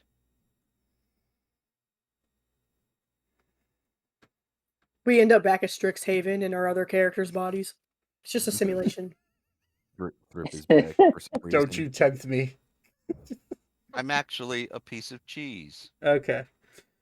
So the day goes by without much issue after that. Okay, I eventually crawl back from the engine. Yeah, I would assume so. And it's a much easier task now that the ship's not free falling. But you are able to get yourself back up, and other than the crazy odd chance of getting a bird strike because 2 natural ones were rolled, why is there language proficiency on my screen, Zane? Get it. I was looking at something. Sorry. Okay. The day turns into night, and Chuck, you find yourself having probably the best night's sleep you've had in a very, very, very long time. Can Ori like fuck with him throughout the night? If you want to. Or it's just gonna like act. It's gonna make a loud noise like every hour. You're gonna make a noise every hour. Chuck, roll a perception check for me. We're to see if you notice it at all. You're mute. 12 minus 1, 11. Yeah, you sleep fairly well through the night. Does Chuck have socks? Probably not. Sandals, maybe? I don't know. No, I'm barefoot. He's Okay, got never mind. Crocs. You're just gonna take your socks or something. Does he sleep with his mouth open? No, his nose is open. Everyone's nose is open. Are you in my bedroom? No, they're separate they're separate chambers. Absolutely. You wouldn't Okay. know if I was. All right. Well, if you are, I mean, there's something else. Yeah. So if you are, like, I declare it. No, I'm not. All right. I declare I do not know. Or he's gonna plug his nose while he's. Oh wait, never mind. I do declare. As assholes. You have I fuck with do you guys. declare. But the night goes off without much issue. Vaten, the skies are clear. You have a pretty good night's sleep. Cool. But the next day comes in, and you guys wake up, and you realize you're now over the ocean. Um, the Sylvania is no longer below you. This is the first time for a lot of you in quite a while. Some of you not so much that you've seen the ocean. The ocean is just a big old looks like a big old blue uh, mass of water from all the way up in the air from where you're at, but it is down there, and it is a little breezy. But I'd like to have we'll say Chuck make a survival check. Giant Good luck, puddle. Chuck. Once.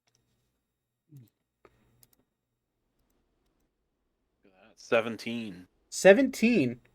The day goes without issue. There's a little wind. There's a little bit of a definitely a little bit of a breeze that is kind of chilly to the touch. But the day goes by without any issue. You guys continue on whatever training you have. You'll see Alex periodically waking up during the day and going and checking the front left crystal, making sure that you guys aren't going to smack down into the middle of the ROC. But and you guys continue on. Next, we're just trying to we're then getting close to the last hour. Unless you guys want to do anything during the day, we can move on to the next night. And this goes without saying, you guys do take a long rest as you're go to sleep for the night. So any hit points you took from the almost crash is recovered, along with any spell slots about 10. Yep. Wait, that's right. There's a Continue to button work now on in my roll piano skills. Yeah, it's pretty cool. Okay, you're gonna work on a piano skills. Roll a performance check. Can Ori help? 13. 13. Ori, how are you going to help him? Oh God. Uh, if a noise doesn't sound right, he's going to do his best to correct him. Okay, with a 13, it sounds passable, but there's definitely some sharp notes and mishits as he's playing the piano. But Ori, do you like it?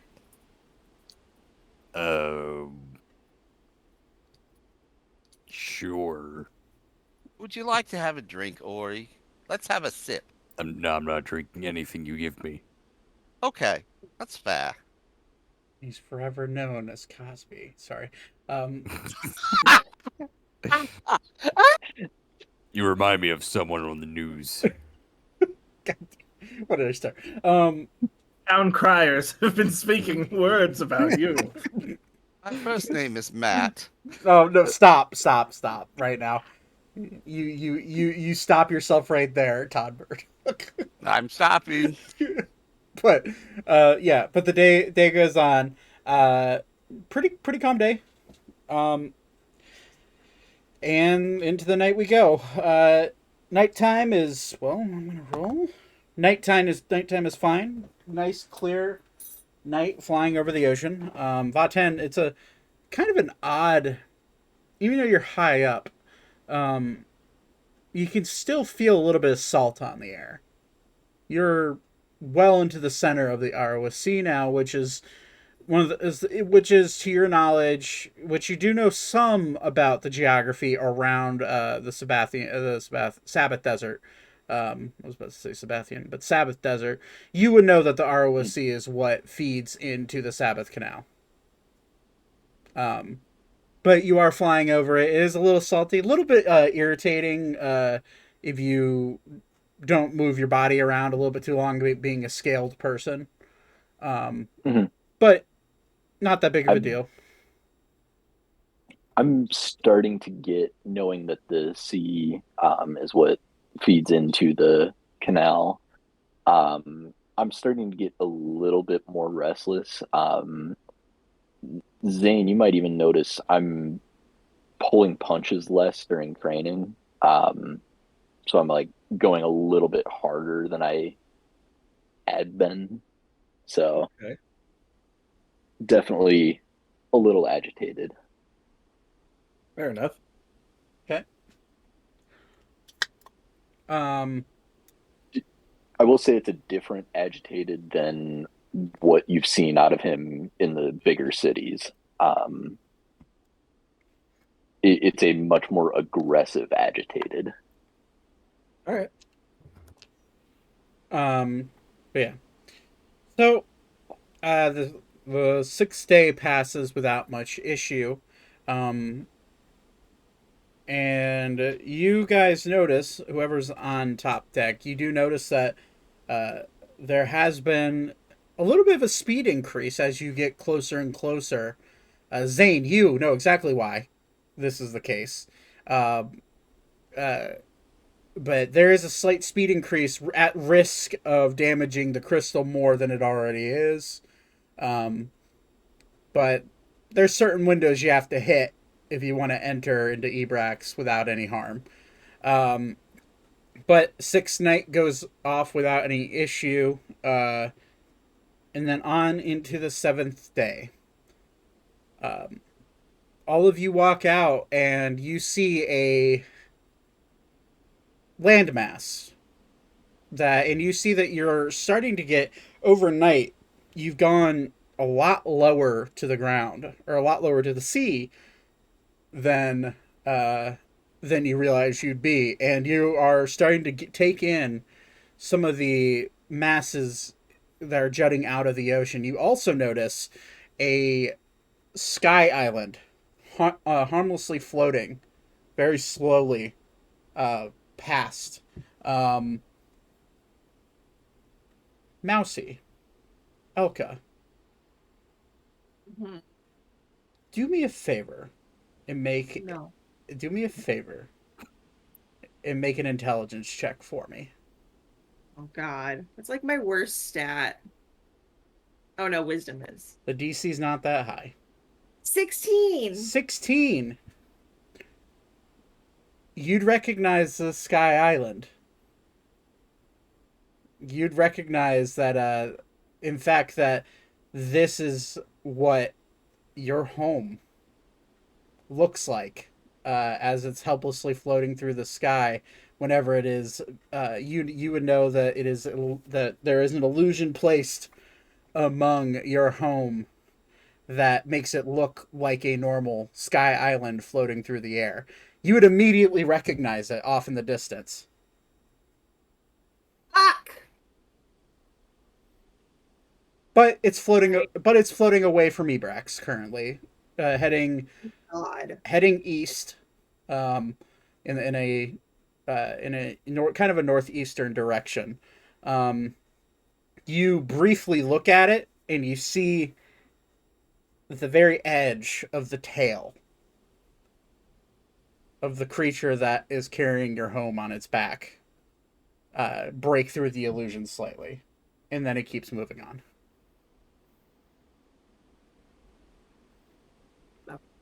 Almost as if it's waving to you. No. No, I'm just kidding. No, get out of here. I'm actually kidding. Just happenstance, but it does feel like it is. Mean. It does feel. Although I would say the way the tail moves, and you knowing what the animal is, being a something like a giant whale, you know that maybe it's waving at you. You don't know, but you do look down and you see an island below. Zane, you would recognize this island. It is a fairly deserted island, primarily sandy, but there is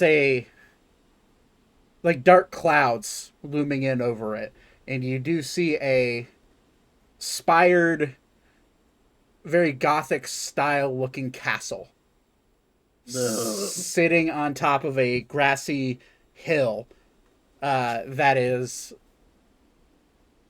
a lot darker. It has a lot more of a darker presence than normal. And Zane, you would know this to be the place at which you need to go for the current job that Leon gave you. but you're ignoring that for now. Yep. You look on, and you see a fog. Zane, you knowing what's going on, but everybody else, you see a fog at which and Chuck, you would know this as well. There's a very thick fog that's like almost moving in a spiraling motion. And you look down and you do see brief glimpses of a small city and like shoreline and people going about and doing their business as we're flying above. And you guys, you two, the locals of Ebrax, you would recognize these. Hold on, where the fuck did my map go? There it is. Let me go ahead and grab that and open browser. Thank you. You guys would recognize that you are now seeing one of the southernmost cities of Ebrax, known as Alienist. It is being covered by the fog that you're all too familiar with, the fog of which then encases all of Ebrax and hides it from people, or not hides it, but prevents people from the sky from looking down. It's almost like you would know this as a natural and semi-arcane invention to prevent people from spying on the country from the sky. But immediately the captain just kind of like pushes a lever down, and he's just like, all right, we're making our descent. You might want to something. I hate this air. And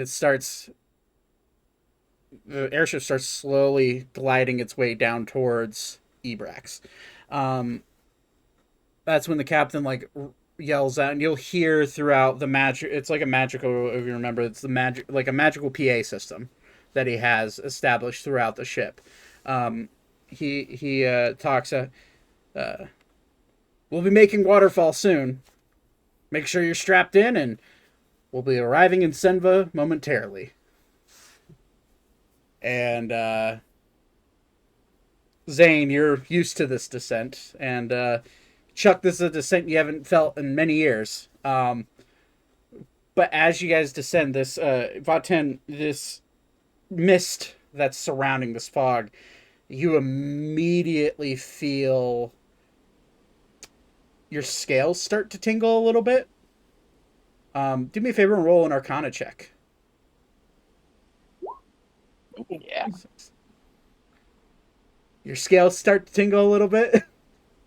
But you can't really gauge. You do feel a little bit of arcane energy swirling through, but you are unaware of that's what the issue is.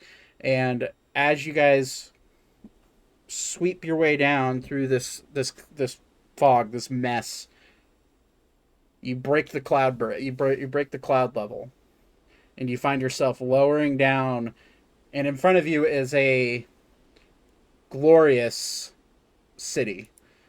Sprawling with all sorts of life, spires shooting out every which way. You see ships slowly making their way towards a docking area.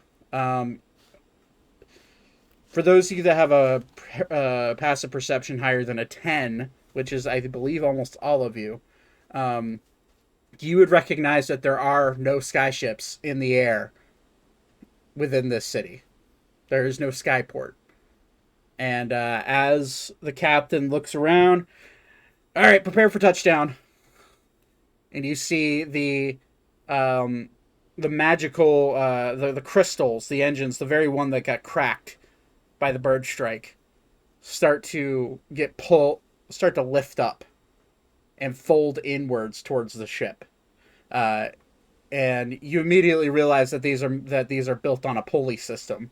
And they're slowly pulling them in to adjust for a water landing. And as you see, like the two back propulsion engines slowly slide into their ports, and immediately 4 of the crew members jut out oars, out of the side, and you now touch down into Zane and Chuck. You would know this as the Bay of Scholars. And we are now in the open ocean.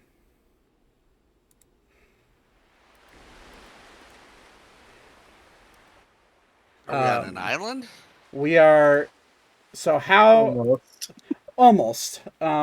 As you touch down, you look around. There's a few ships within a mile or so from you, and you've touched down fairly close to Senva. Close enough, in fact, that you could start to see. You could start to see technological marvels from in VOD 10. This is an absolute culture shock for you. As you're looking out, you see metallic creatures sprawling their wings out and flying through the air, carrying packages that are hoisted up underneath their belly. You see, you look out, and what sounds like seabirds flying above you are actually tiny little mechanical birds flapping their wings and flying around. And you see like this, with your passive perception, Botan, you see a slight little glow of red shooting from their chest. And they're flying around, and you notice like almost like a little tubes tied to their feet, where you probably guess that they're potentially messengers, being their small little mechanical marvels being made to spread messages throughout the kingdom. And you start to look around, and this is the water's calm. The wind it's almost like a magical air is hitting into the sails, almost an unnatural wind, hitting into the back of the sails and pushing you towards the dock. And it takes about an hour and a half or so of open water sailing before you are now approaching and fully gaining the grasp of this city. Zane, Chuck, welcome home to your home city of Senva, the capital city of Ebrax. Chuck, this is for the first time in 25 years, you are laying your eyes on a city that you have not seen and have dreamed of seeing every night. You immediately notice that a lot has changed in the last 25 years. Technological advances have not have not slowed down in the last 2 decades. But you all gently make your way into, and it's a weird feeling because it's almost like the wind is blowing you into exactly where you need to go. And the oars that were shot out are almost there just in case. And the captain just kind of looks around, and you see the captain like not even holding on to the helm. He's just letting the wind guide them in. And as you pull in, your ship pulls up to this massive dock system and just slowly pulls in and docks itself. Stops in its tracks. That's when you hear Captain Newgate yell out, "I guess tie off like we really need to." And all right, everyone. I'll deal with the quartermaster. How long do you want to be here? We don't know. Don't you have some sort of? Yes, I don't know how long it's going to take. Okay. I must reconnect with my family and find out what happened. They're coming with me, Chuck. Okay. Where are we going? We're gonna go figure this out. And you guys have now found yourself in Senva.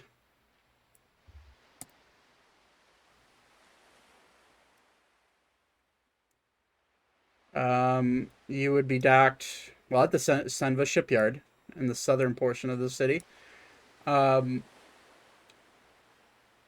And we can just use Zane as a token per normal, unless we split off. Zane, you immediately know that coming here is a privilege. Senva is a very secret city hidden away. And Chuck, you would know this as well. So you would know immediately that once the boat's checked in, anybody who is not a resident, a established resident of Senva must visit the Hall of Immigration first before they can gain full entry into the city. I'll lead everybody there first. Okay. So you walk forward, and immediately you see, like, as you walk towards this Hall of Immigration, this building is massive. It is four stories high, takes up an entire city block. And as you're walking around, the cobblestone streets are filled with little rolling automatons that are rolling through the street and carrying loads. And you see the giant, the bird-like creatures that you saw that were carrying loads, carrying like packages above. These things from afar looked big, but when you look up at them, their wingspans are 80 to 100 feet wide. And there's these massive wyvern like sized automatons, warforged, flying through the sky carrying all matter of food packages. It's almost like your stereotypical stork carrying a package in its beak, except these packages are being carried via being strapped to the bodies of these creations. But you do make your way into the Hall of Immigration, and immediately, Zane, you're visited with a sight that you weren't too used to, being born here. And immediately you recognize that there's been some upgrades since the last time you've been here. And the last time you were here was maybe a year ago. But immediately you look at the front desk, and there is a 6.5 foot tall Warforged manning the front desk. Just slowly going about its sworn progress or whatever function it's been given. You walk up and immediately, visitors. Resident. ID, please. Resident. Yeah, I'm a resident as well. ID, please. I'm just gonna like shift the crystal in my armor and just kind of hold it out in the palm of my hand. Scan. I'm gonna scoff and say, "I'm This- Chuck Nolan." And then immediately the Warforged is gonna like, one eye opens and like the yellow flash, and it scans Zane, your crystal, and it just says, "Come back." And then it scans, instead of scanning the crystal, it scans your entire body, Chuck. Identifying Chuck Nolan, marked missing. Welcome back, sir. And your friends? They're with me. I need them to get access to the city. Very well. They must be registered in our database. All of you, please make a line. Just I'm gonna give go it. completely Just stealth. give it. No, just give it what it wants. It'll be a lot easier. Or I'm gonna walk up to make it a line, I and guess. hold out my burning heart token. They'll scan the Burning Heart token. Oh. One from Arun. Very nice. You still must be registered though. You need to watch this, my thing. I'm going to walk up to it and Bow, yeah. Thaddeus Sterling of the House of Sterling. That's right. I'm a noble. They'll scan you. House of Sterling. Not recognized. Fuck you. And I'm gonna DNA sample, please. Ooh. Oh, Jesus. I'm going to piss on him. Oh God. Urine is not necessary. Please hold out your hand. I'm going to hold out my hand. And immediately you'll see this tiny little needle just in its hand just prick you once, and you don't even feel it. It's very quick. Like even the blood that would have pooled normally from being pricked with a needle doesn't. It congeals immediately after being pricked, and immediately it takes you in. Very well. Thaddeus Sterling. Species: elf. Height: 5'5". And then it'll walk up to it'll kind of like hold its hand out to you, Elka. I'll put my hand out. And it'll just zip. All right.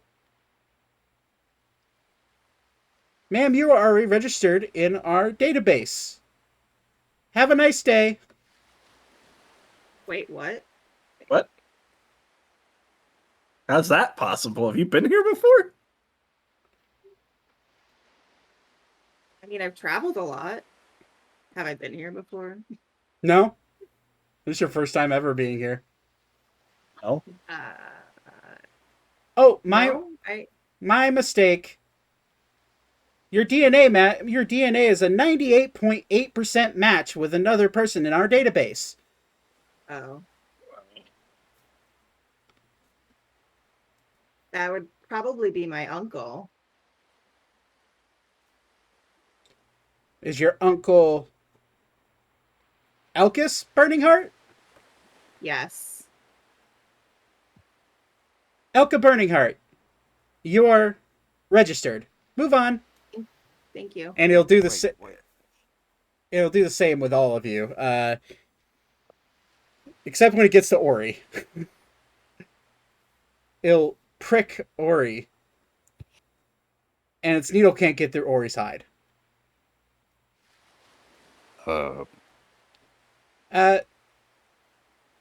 Sir, your hide is unnecessarily rough compared to everyone else's. Is there a piece of your hair would do? Sure. And it'll just like pluck out a piece of his hair and hand it over. And it'll take it, and immediately you'll see your hair. You'll see a hatch in its chest open up, and it just slowly sticks that hair into the hatch and closes it. It just says, "Ori, no surname. Welcome to Ebrax." How do you- Zane? How do you know my name? You would have given it to him. Yeah. Okay. Yes, Thaddeus. This thing seems to know a lot about visitors. It is in charge of visitors. That is Would its it job. know if Noetic has passed the gates? Has there ever been a Noetic passing through these gates? Noetic. Does Noetic have a surname? I'm gonna look to Thaddeus for that one. Yes. Unfortunately, my alcohol level has made me forget. I'm actually blanking on Noetic's last name as well right now. Quick, pull open the other game. I saw that, Mousy. Quick. Wow. Quick, pull up the other game and roll 20.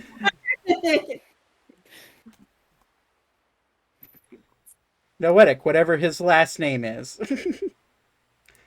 Oh wait, I didn't mean to click. No, fuck you. I didn't mean to click on that one. What?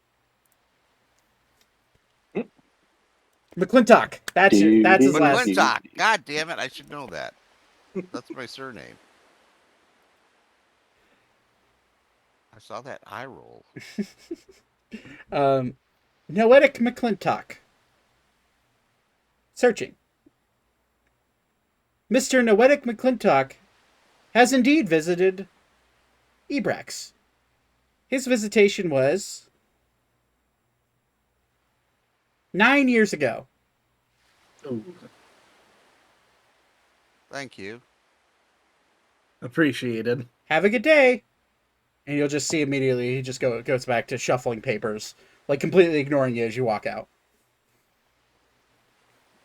Yeah, get used to that reception here. most of the Warforged do the work around here for that type of ordeal. That's not Zane. the Can I exception. pull the Yeah. Warforged aside? I don't recognize this Warforged security system, right? No. This is Okay. fairly new within the last 20 years or so. Can I pull him aside and ask him, do you know the current residents in the city? Can you give me information on the current residents of the city? Yes. All right, so I inquire about my wife and my mother. Okay, and I can't remember their names off the top of my head. Did you give me those? No, you didn't. I don't think we had names. Or at least didn't say it. I can make them up real fast if you need me to. Yeah, do it. Okay. I have the dad's name, so Samuel Noland. Samuel Noland. Unfortunately, sir, Samuel Noland passed away 24 years and 11 months ago. I'm we hear in this? shock. Yeah, you would hear it. It's an automated, Warforged voice. They have no capability of whispering. And then Let's see I here. inquire about my mother. And bringing up Zach's random name generator. All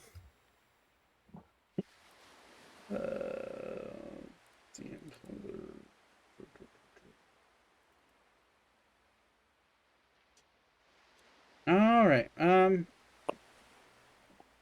right. Your mother, Ellen Noland, currently resides in the Platinum Ring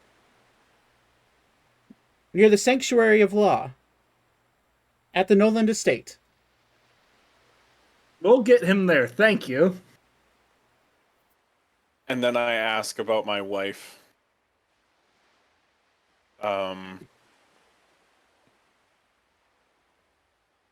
Go with Sharon. Sharon. Sharon Noland. The last information inputted on Sharon Nolan was 2 years ago. And she changed her address to the Noland Estate. She Well, that's changed easy her enough. address. She has many address changes in the last 10 years.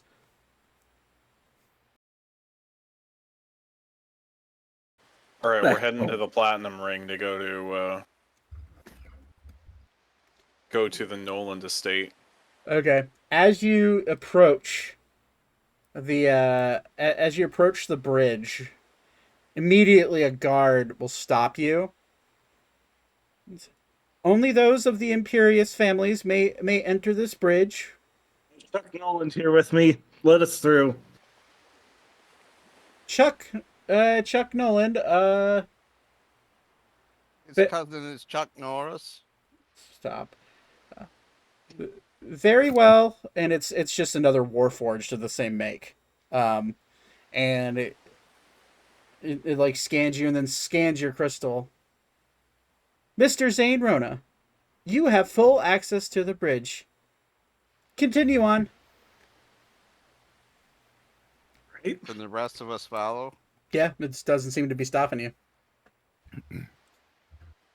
So you make your way into the Platinum Ring, and you look out, and the Platinum Ring is based inside of a man-made lake.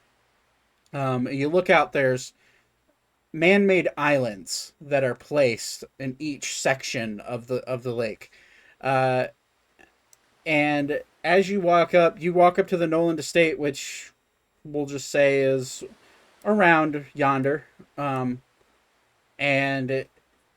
you walk up, and the place looks clean, but it looks different, Chuck. Much different than you're used to. All right, I walk in like I own the place because technically I do. You do, and as you go to I open, like this guy. as you go to open the gate, make a dexterity saving throw. Oh, Okay. Uh-oh. 12.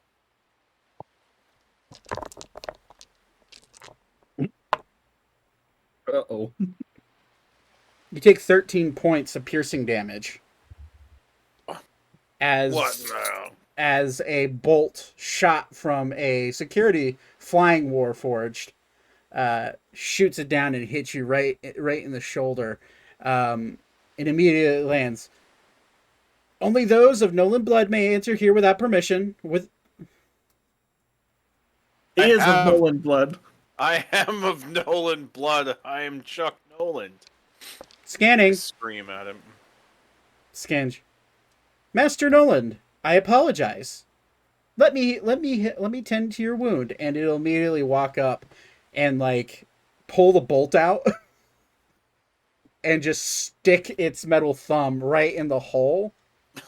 Oh, And immediately you feel the hole burn, and then when it takes its hand away, there is no hole, and you feel no pain. that's how I regain my HP. Yeah. I go to draw my rapier. Do I have one? No. It's snapped in half currently. Half your rapier. Yeah. I would stop you. I need to speak with my mother. Madam Noland is currently in. Feel free. Do you speak for the rest of this group? They saved me, but yes. I owe them a debt for saving But me. yes. Very well. And he kind of just motions in. This automaton looks like a Valkyrie. Like its wings stretching out are like partitioned and very finely banged out, like or milled steel. And Zane, you would know this is not steel that they're using. This is definitely adamantine. If not something a little adamantine, or if not something a lot better, carbon fiber, you name it, it could be happening here. But you look at this thing and it just stays at attention as you walk through. And as you walk in, you walk up to the door and you go to open it and it's unlocked. Right in. Okay. You walk in and immediately a tiny little automaton on a wheel just rolls up and says, "Hello, sir. How may I help you?" Where's my mother? By mother, do you mean... Oh my. Right away. And you'll see this little guy just... He's probably Alara sized, like tiny little guy. And he just takes off throughout the corridors. And immediately you hear from the hallway, yes, I know. I understand. Another person coming here to claim that they're my son. And as she walks away, you recognize your mother. And she just kind of looks around. Chuck? Mother, it's me. She's at a loss for words. I am too. I just come in and embrace her. Try to. She's looking very frail. Quite old for her age, or quite old in general. Probably pushing 90 at this point. Oh, my dear baby, what happened to you?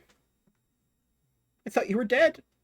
We crashed in the swamps so many years ago, and I had to survive by myself through my wits alone.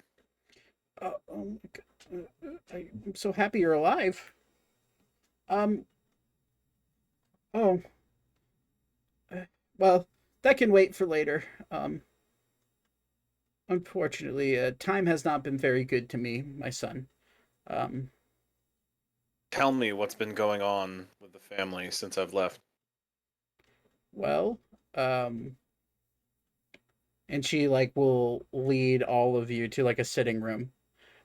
My son, you might want to sit down. Your father. He passed away over 2 decades ago, right after you went missing. That was a very hard year, thinking I've lost you and losing my husband, um, and I'm sorry. What'd you say? What'd you say that your wife's name was going to be? Sharon. Sharon. Yeah. Um, and Sharon was guilt struck, and it was just it was a tough year. But you're home now. Is there a piano in the room? No, it's just a standard old like clean sitting room, couple of couches, fireplace, a rug. Is there like an electric guitar? No, there's not. I've been gone for so long. I must. How is Sharon? Um, there's no real easy way to say this. Um, Sharon, she had been looking for you all this time. Um,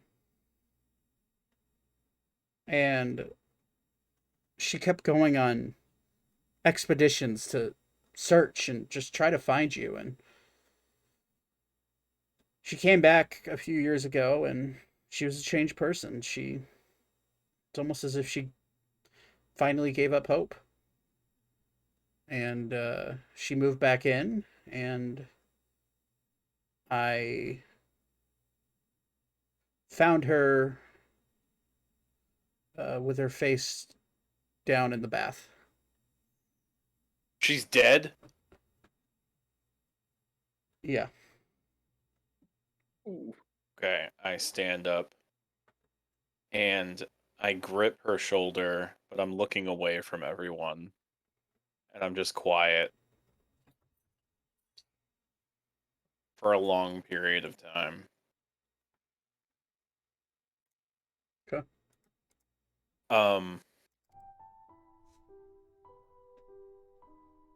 My new friend.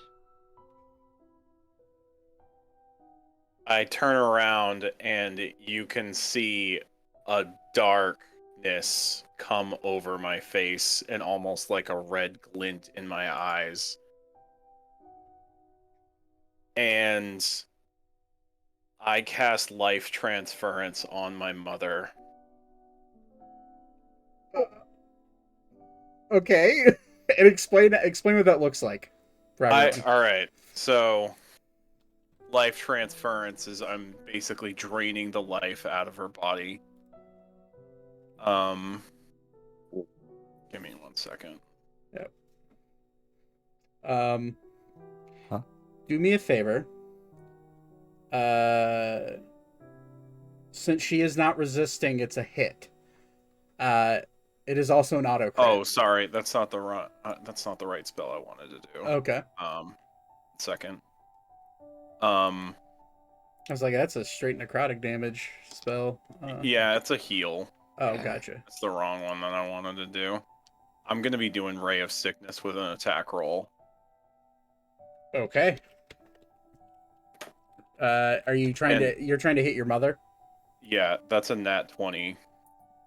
That is a crit. Go ahead and okay. Roll for damage and double. You can either roll double the dice or you can roll your 2d8 and 6 and 8 is 20, 28 damage. As this Zane, the person that you were just a few days ago shocked to even see alive. You watch this man walk up and basically turn into a demon. His face just kind of morphs into this black, evil, not actually, but magic starts to swirl and his eyes start to turn red, and immediately he touches his mom and just jolts her with a burst of necrotic energy. And you watch this frail old woman fall straight down and fold over. Dead. All right, I start screaming, and I'm yelling out loud, "This isn't how it was supposed to be. I was supposed to take it all." Ah! And I'm just nonsense screaming. And as I do, I'm also raising my mother back up with Animate Dead. And Okay, that Hey, this guy's cool. I would like to back slowly away Okay. from this man. All right. Anybody else want to do anything as this is happening? Ori's going to after seeing she getting after watching her get back up. Ori's just gonna say, "Oh, that's a good idea." I notice everyone else is in the room. I completely forgot that everyone was here, and I was like, "Oh, thank you for bringing me here, but you can't leave." I'm gonna cast Shatter I'm going on Chuck. to pull out my Pull other out my rapiers. Okay. As all of you go to do that, you hear an explosion from the front door. And it is the Valkyrie-like Warforged bursting into the house, and it bursts into the room, breaking the door down. And as you go to cast Shatter, Zane, it grabs Chuck by the throat and flings him out into the street through the window. I do a strength check to Do contest it. do a strength test to strength check to contest that. You're rolling. Roll an acrobatics check for me. Actually, we're gonna do acrobatics versus athletics, and it rolls with advantage. Okay, good. I got a 19. It rolled a 22, a natural 18. So it grabs you. It grabs you and just, instead of throwing you, it escorts you out the window, out onto the city street. I'm going to use an attack of.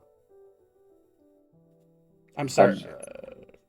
There is no there is no attack of opportunity. Although I'm going to say, Zane, because you were casting a spell, you can hold it until you could launch it. I'm holding. Okay. We find ourselves out in the street. So you guys all followed me? I followed, outside. Like, as soon as you were attacking your mother, I threw my other rapier and lunged at you, but you got sucked out by a warforged. It was an instant. It was literally just a breakneck pace. Did the animate dead spell go off? Yes, it did. So it went off, and as it went off, it was just like a flash of lightning escorted out off of the premise. So keep putting my token down. Yeah. This is Chuck's, and we're gonna say this is the house. I know the architecture doesn't match, but this is the battle map I had for today. Can you drag me over? Ori comes out. I'm gonna put myself on the house because I don't think I would follow quite straight away. Okay. So the automaton escorted me out, and I'm screaming at it the entire time. To Mhm. unhand me because I have Nolan blood. Yep. Is it fall like it still has me in its grasp? No, it literally it puts you back down on your feet. You actually take 2 points of bludgeoning damage to your neck as it grabs you, but you didn't take any damage crashing through the window because you immediately. It's almost as if it's programming. Once it scanned you and realized who you were, it didn't necessarily want to kill you, but it wanted to escort you off the property because you were a threat. And it was also trying, it's kind of a mixed signal for it because it immediately sensed people inside drawing weapons, and it sensed the spell. And its job is to protect anybody within the house, but also protect the house from anybody within. So its job is to escort you out and put you on the pavement. You immediately recognize that this Warforged looks at you and says, Master Noland, I don't understand what's happening, but are these people a threat?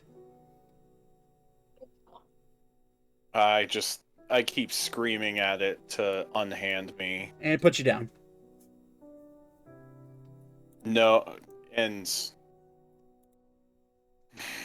I have no words right now. I'm a fucking mess.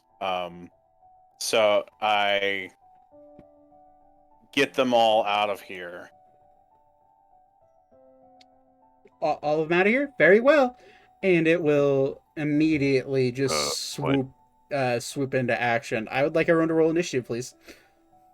Can I throw my spell when it starts to move towards us before I do that? Yeah, we'll say it's your surprise round. I'm gonna drop it right between the two of them, so it's both. Just right there. I'm going to pull the. But here you go. 16 DC.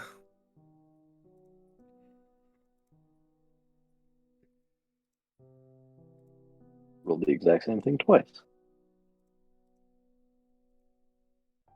All of you look around, and you notice Beep is not with you.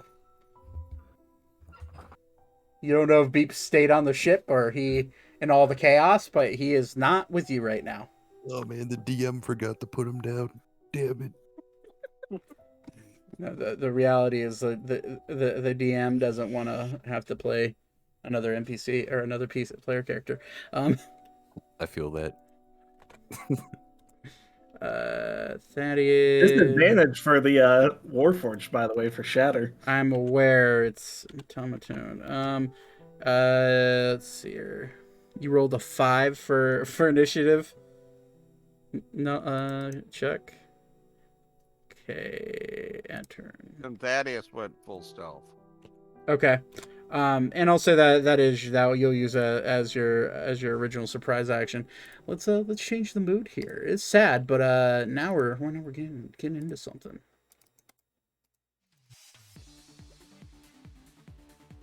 And it makes sense because you're battling a robot, and a crazy guy. And I don't have my magical weapon because somebody broke it. You did. Your choice. Let's say all actions have consequences in this world, and that was one of them. Let's see here. Thaddeus and Zane goes before. On there twice. Buttons doubled up. I was like, why do I see 9.14? And then I need to roll for the Warforged. It just nat 20's its initiative roll. That's great. Bullshit. We'll see how it's feeling after this fucks it up first. What is this? Oh, okay. It's gonna be the Warforged is gonna be like my arm. And I'm sorry. What was the save on that? 16. You got to roll disadvantage for both. Well, for the Warforged, it has to roll a disadvantage. And I'm sorry, it's Chuck gets to do it normally. 16's your DC though. It's a con save. Con save. Thank you. I was wondering what the. It rolled a nat 20, so it's a +3. Disadvantage? No. For that was for initiative. Okay, I was like the fuck. Con. Gotcha. Disadvantage. That's a fail. Sweet. I rolled What's Chuck rolling? I need Chuck to roll a Constitution saving throw. Can't do it.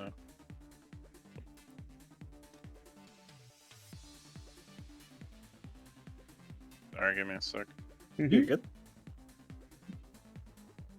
11. Oh, failed. Let's go. Oh, a little bit sad. 8 points of damage. That's doubled because it's an automaton. Okay. 16 on the automaton. You take 8. Okay. That is. I need to just mark down HP. Okay. So it takes 16 points of damage. All right. Great.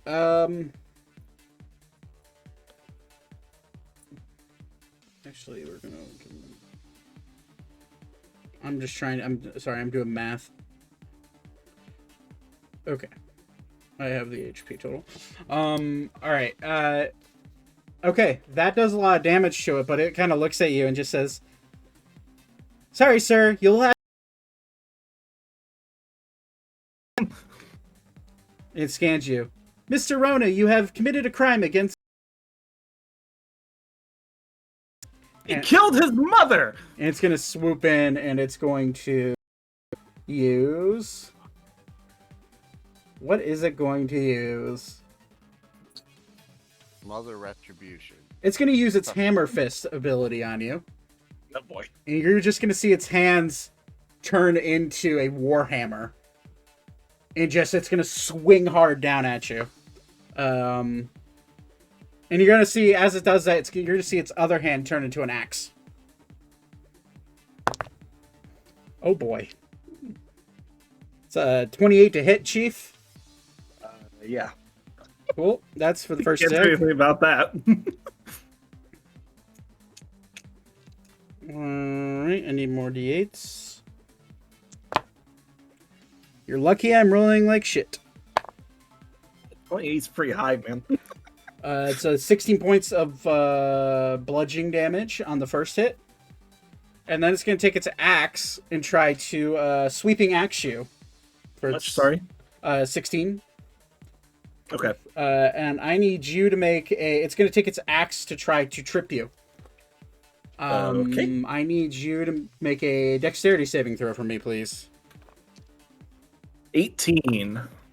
You succeed. So you are not knocked prone. However, you do take half damage, which is not great. That's 16 divided by 2, so 8 more points of slashing damage. And then that is its turn. Ori, you're up. You just see this thing just start to try to go to town on Zane. What do I... So this guy's like, you're just framing us for murder. That's rude. Yeah.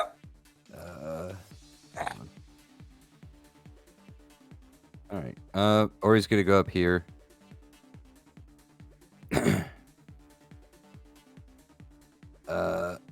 And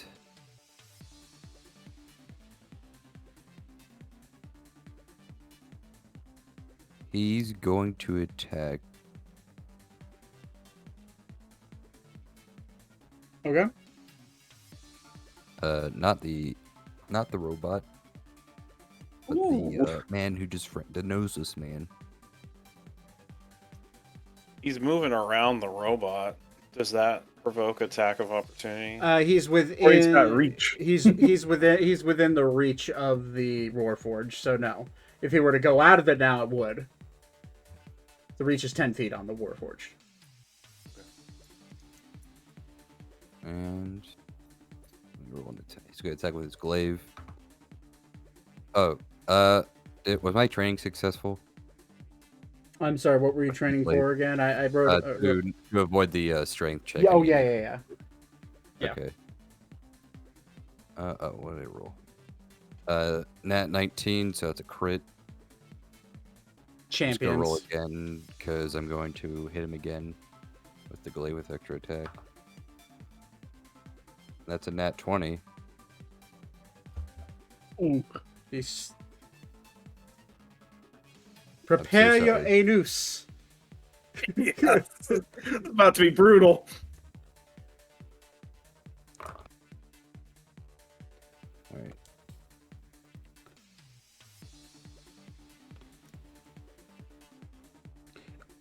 Oh, Ori, I'm gonna need you to re-roll your first attack there, buddy. Silvery Barbs from the Warforged. Oh, I love that spell. All right. Still a crit on the second one. That's an 18, so 29. Yeah, Yeah, it hits. Yeah. First damage. Got rid of a crit for you. 9, 18, 26, 32. That is 38 damage. Are you, do you have any immunities to lightning or radiant? No. Okay. Yeah, Damage. 38 would bring me down. It brings you unconscious. Yeah. Okay, Ori, before you even attack the second time, you watch him fold over, and Chuck, as you fold over unconscious, your body immediately feels vitality shoot through it again. And you and you catch yourself before you go unconscious. Zane, you would immediately recognize, fuck, he's a resident of Senva. And That's right. Fuck. all the damage you just took is negated. You see this. Take out the Warforged. Take out the robot.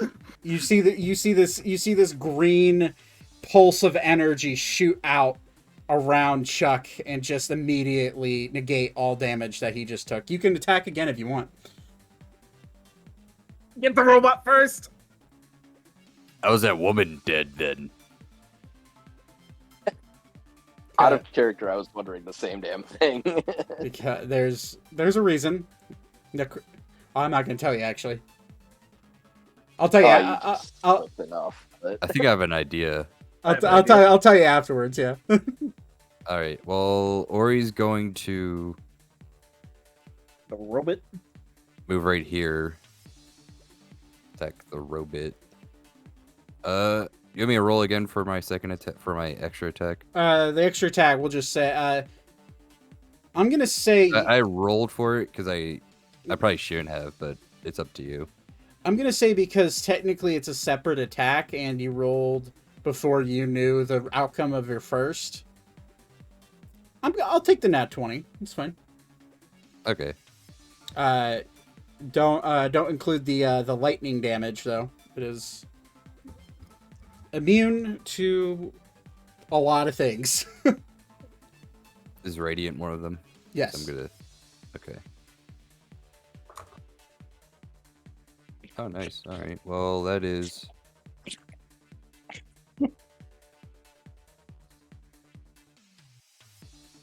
$62 damage. Cool. You go to hack it. Murdoch is attacking Bingo right now. Oh shit! Another enemy. He does that. Sorry. He needs attention. What was the total? 60. 62. 62. So that's your glaive does not do as much damage, or your axe does not do as much damage as you initially intended. Well, that was my glaive. But... Oh, that was your glaive? Yeah. So it takes half that damage. Okay. Action surge. Go for it. That is another 19, so that's a crit.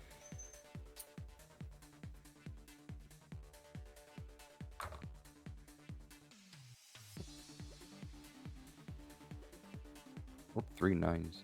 9, 18, 27, 47, 55, then 61. It doesn't take any. What damage is it? For the.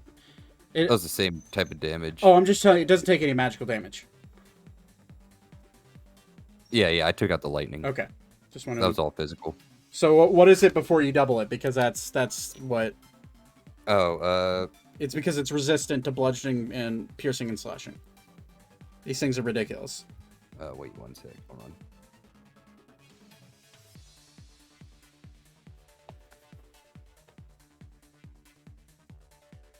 What did I say? 61? Yeah, 61. So half that's a 30. Yeah. Okay. Okay. Yeah, extra attack then again. Okay.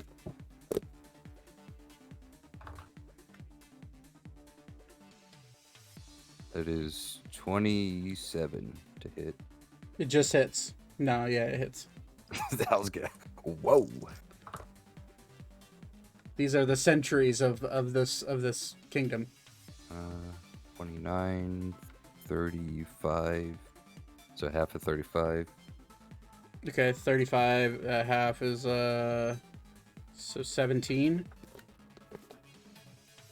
Okay. And then that is your turn, yeah? I'll attack with my axe then. I thought you could only attack 4 times. Bonus. Offhand axe. Oh, right. That's right, because you get action surge. That's right. Okay. Right. 26. 26 hits. And you want me to take out the radiant, right? Yeah. Okay. Fighters, man. Get another attack at level 11, I think. Remind me to kill Ori before level 11. 26, so 13. 13? Okay. Split in half, yeah. And that'll be it. Yeah, that's it. Okay, yeah, Ori just kind of went feral on this thing, but it's looking a little hurt. You start to see little sparks coming out from the gashes, but that is its turn. Zane, your turn. Okay. I'm gonna kind of move around it to the backside. I'm gonna pull spear and stab twice. So here we go. 19 to hit, Chuck? They hit Chuck? And this is with your... I'm sorry, is this with your spear or with your trident? My trident. Oh, okay. Spear. Yeah, that hits. Does a 19 hit? Yeah. Yeah. Cool. Let me look at my damage things really quick because I haven't used this in a hot second. Roll 2d6 plus 5. 12 points. 6. Well, I guess it'd be 3 piercing, 4 necrotic. Okay, so you take no piercing, but you take all the necrotic. Yeah. Okay. I'm gonna stab again. So, doubt that one hits. Yeah, that's a miss. Cool. So I got bonus action to take some extra HP. Defensive field. Okay.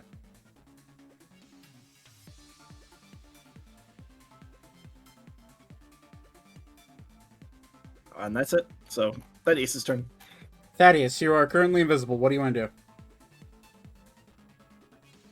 Is Todd asleep? Todd, it's your turn. I know you had a rough day. playing D&D. Yes. It's your turn. It's your turn. You're invisible. Who can I kill? If you would like to attempt to kill the robot, that'd be very helpful. I am going to attempt to kill the robot. Okay. And you're invisible, so it is surprise attack.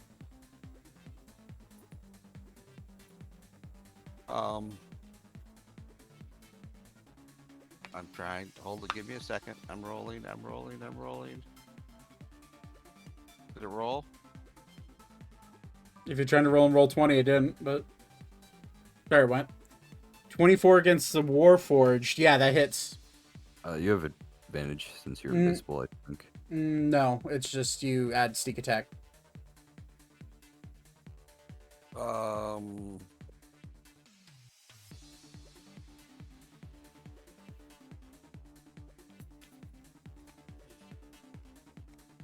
Can somebody roll 3d6 for me? I got you. I have 36 sitting in my tray right now.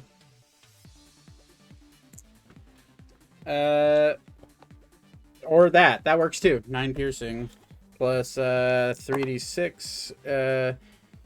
Sorry, I rolled like shit. It's an extra 5. Can somebody with talent roll 3d6 for me? So it takes all of the sneak attack damage, but it takes half the piercing. So 4. Okay, so 9 total points of damage for that hit. Well, that's invisible creatures do get advantage. Oh, do they? Oh, well, I mean, you could try rolling another d20, see if you get a nat 20, and then this damage would double. Thank you for the roll for me. I got you. What did you roll initially? 1 plus 9, so 10. So you rolled a 14. Yeah, I rolled a 13. So no. Still hits. Okay. Do I get You get advantage for my arm? No. Ouch. You did that to yourself. Yeah, I did. Okay. Anything else you want to do? Move around? No. I just want to say, bingo, you look sexy. I do what I can. It's also very hard because the dog keeps like knocking my iPad around as I'm trying to like. All right, Elka. Let's Thaddeus won't say anything else. Elka, it's your turn. Okie dokie. I'm gonna pull out my rapiers. Go after the Warforged. Okay. Heck and get him. Alrighty, I rolled a 17 and an 18. Both miss. What? Action surge. Double 20s.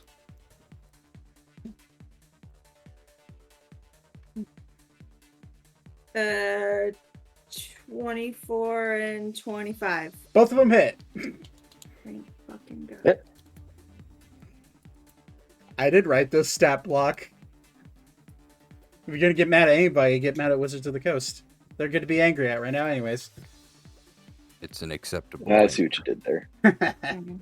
Hey, I gotta take as many jabs as I can at them while I still can. Alright, 10 piercing damage and 7 ice damage. Okay, so 10 piercing damage cut in half is 5. And it's immune to all... This is a magical effect, yeah? From your sword? I believe it is. Ice. It's, I mean, I guess, probably. It's an enchanted sword with an ice ability. Yeah, it's magic. So it takes... I mean, it's technically dragon magic. It's still magic. Actually, it's only resistant to ice. So it takes half the ice damage. How much did you roll? 7. 7. So it's half. So it's okay. Sorry. Okay. Cool. This thing's it's. You guys are immediately getting the sense that this thing is meant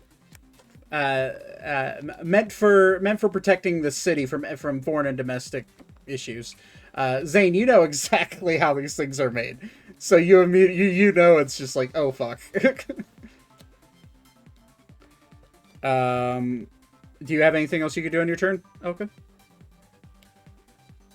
There's no chance I could like call up Leon and be like, "Yo, Can you get here? He could. I mean, Can you teleport? you could certainly try. We need air support. No, this isn't the. I mean, I can pull out the captain. So I'll pull out 2 sending stones, one to Leon and one to the captain, and I'll activate them both and be like, "We're under attack. We really need help. We're in Ebrax, in the middle of the city, right? Yeah, you're in the Platinum Ring. Please help us." You'll immediately get a response from Captain Newgate. You're on your own. Sorry, they won't let me in.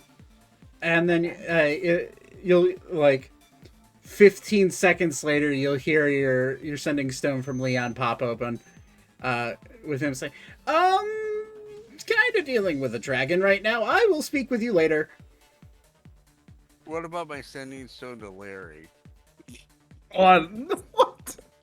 There's no such thing. I miss Sorry. Alan. I have something risky I could try to my own health. Vaten, I'll do Elka, my that's your turn. Vaten, you are still in the building. What do you want to do? I am still in the building. I am still in the room with the mother. How long ago was, how much time has passed between then and now? About a minute and a half, 2 minutes. Oh. Okay. So my plan's not going to work, and Get the mom to help. that's exactly what I was going to try to do. But I was going to try to dispel and revivify her, but that's out of the range of revivify. It is, yes. Then I will immediately. Well, I guess I would still dispel the. No, because I would know that revivify wouldn't work. What's the mother doing? For most of the time that you've watched her, as you've been trying to keep up with what's going on outside, also trying to keep an eye on her, she's just been sitting there primarily, just kind of lumped over dead. Right out about this time, you hear her make a noise, and you just hear her go.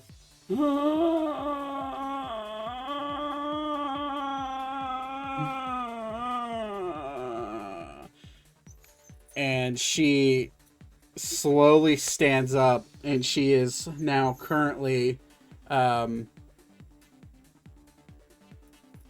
looks very undead, and is as slowly as an old woman zombie could, is just slowly walking towards you mindlessly. Oh, that sucks. She's having her brains moment. Yep. That sucks. Such an understatement. That sucks. Okay, well, that completely throws off my plan completely in multiple ways. Fuck. So I guess I'm just gonna. I'm gonna bolt outside.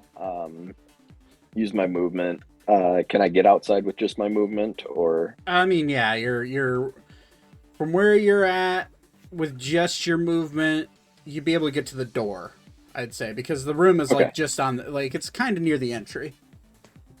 Okay. Then in that case, I will take a look at what all is going on, and I think my first course of business will be hold person on Chuck. Okay, Chuck, I'd like you to make a wisdom saving throw, please.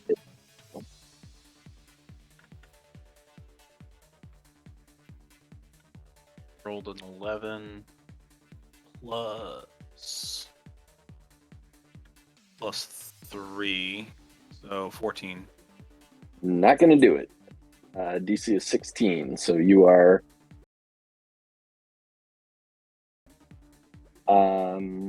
So is that paralyzed? So that means you can't move.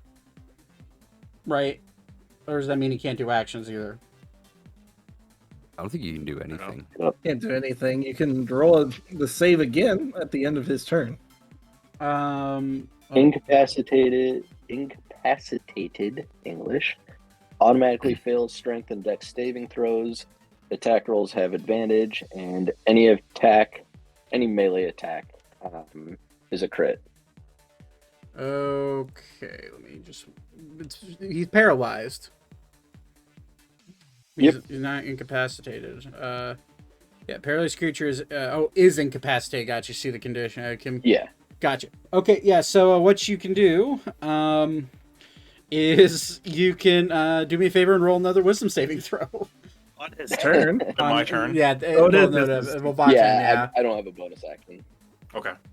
Yeah. So end of my turn. Yeah, I'm gonna roll again.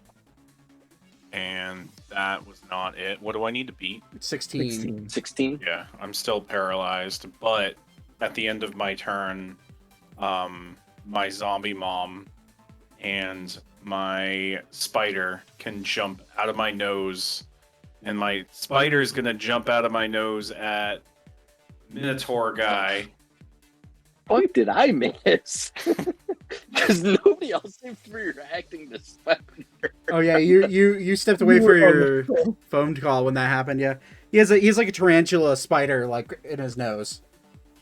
Yeah, Okay. where my nose used to be, I have a spider familiar. So he jumps at the Minotaur, but only rolls. Looking at the stat block here. You have advantage because Tori is afraid of spiders. Oh, I do. All right. Oh, no, that's not true. Yeah, I was gonna say a roll of 9, but That would have been a cool little thing. I don't know. That Next Minotaur character, afraid of next spiders. or he would not have lasted in the prequels. yeah. So the That was spider rolls a 9, That's a miss. Yes.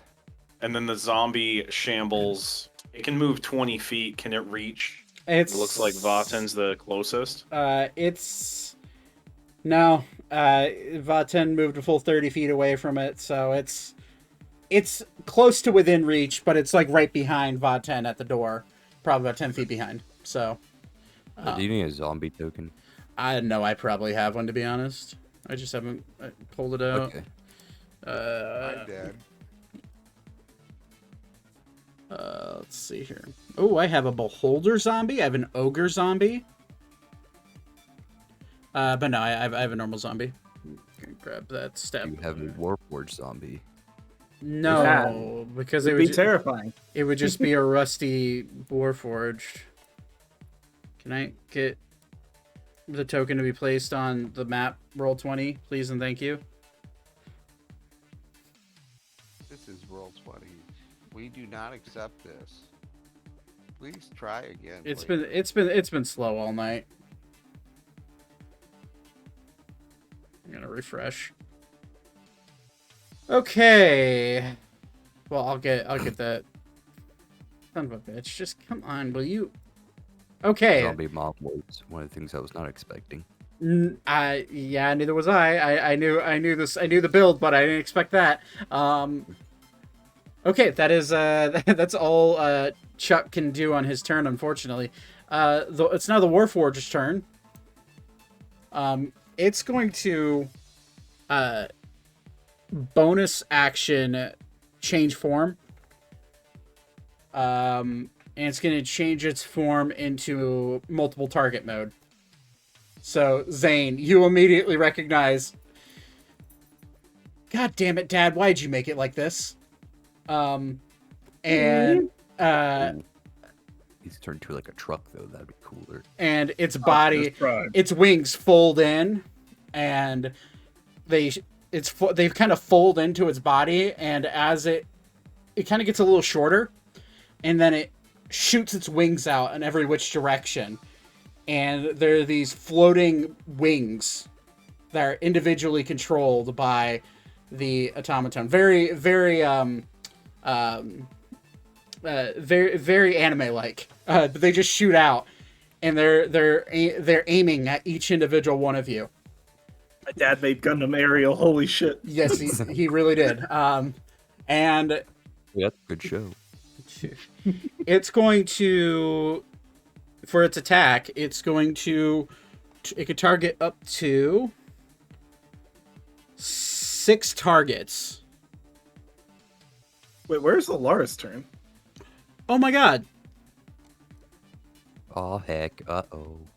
I only got a 9.14, so I know I'd be low. on Oh shit. You would have been before Chuck. Yeah, I was gonna say, I didn't even... Thank you for telling me that. I was looking around, I was like, wait a minute, something's wrong here.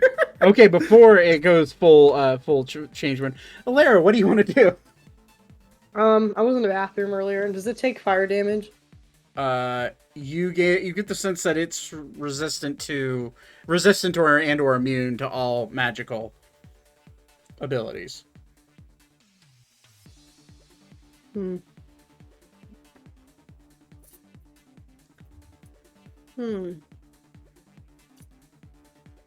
I'm me looking at all the fucking spells that I have because I'm a druid. Do you have necrotic damage? That would be very helpful against Chuck. Technically, you need to prepare these spells before battle. You can't just use them all willy-nilly, but...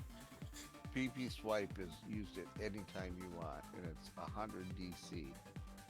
Oh my god.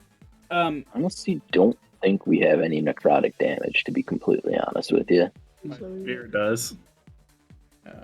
Hmm? My trident does.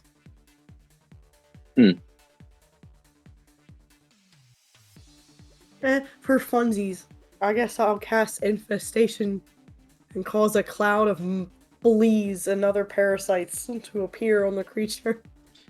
Okay, what's the save for that? Must succeed on a Constitution saving throw. You get the zombie mom.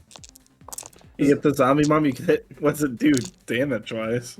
I don't know. Wait, what does it say? Target must succeed please Constitution saving throw, or it takes 1d6 poison damage and moves 5 feet in a random direction. The zombie mom with it. Warforged Charm immune. I don't know what the Constitution saving throw is, though. It doesn't say. It'll be your spell DC. 16, I bet. Because your wisdom's maxed. Yeah. It'd be 16. So we have the same. My spell save DC is 17. Oh, that's right. Her, she got a little boost because of her adventure. Oh, there you go. Yeah, I'll go for it. What spell are you using? Infestation. Corgan calling me out in chat. What level spell is that? I mean, true. It's a cantrip. Oh, it's a cantrip, okay. She's been gone for 10 weeks. Leave me alone.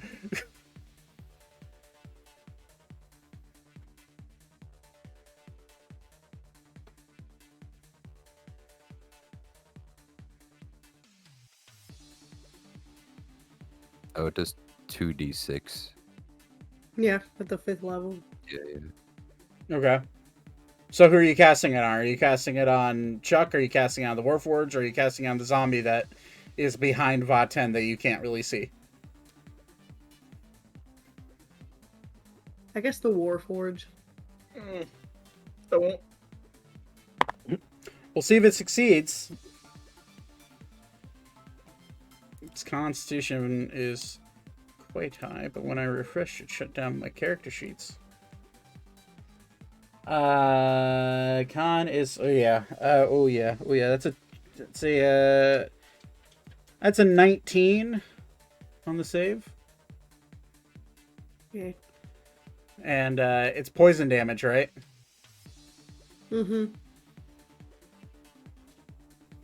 Immune.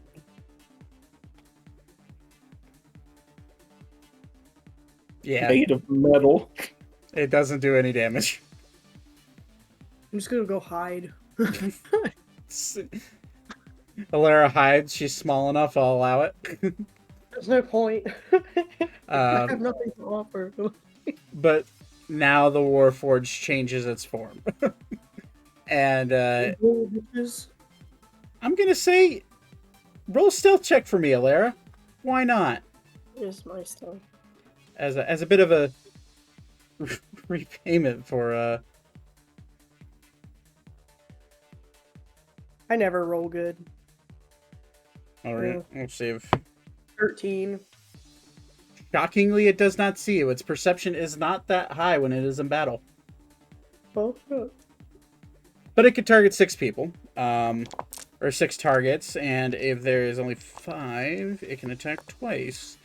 Okay, so it's gonna send 1 to each of you, except for Alara, because she's hidden.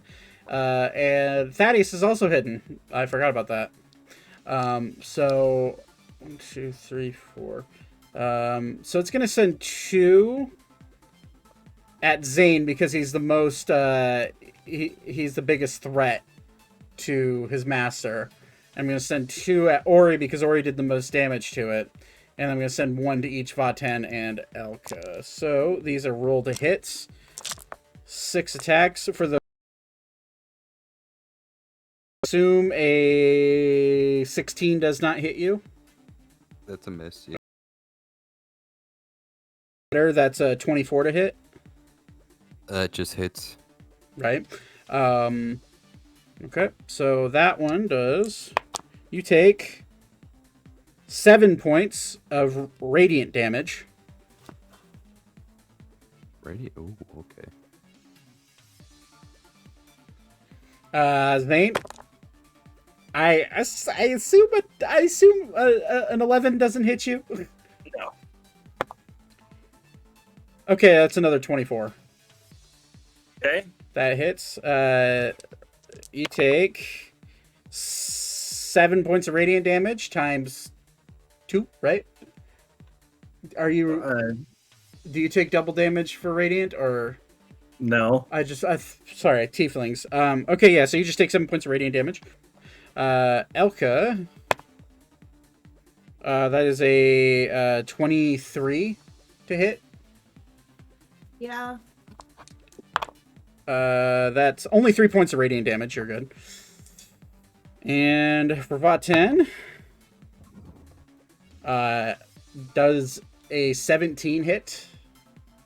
That is my DC. Or AC. You take Brain. 4 points of radiant damage. But that is its turn. Ori.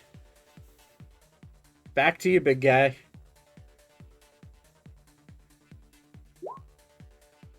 Oh. And hold person drops. Does it? Yep. Oh, yeah. You're right. It's concentrate. Because it's concentration. Or you'll hit the Warforged with Glaive. Okay. Gonna move right here. So it gets advantage. It is a 27 to hit. 27 hits.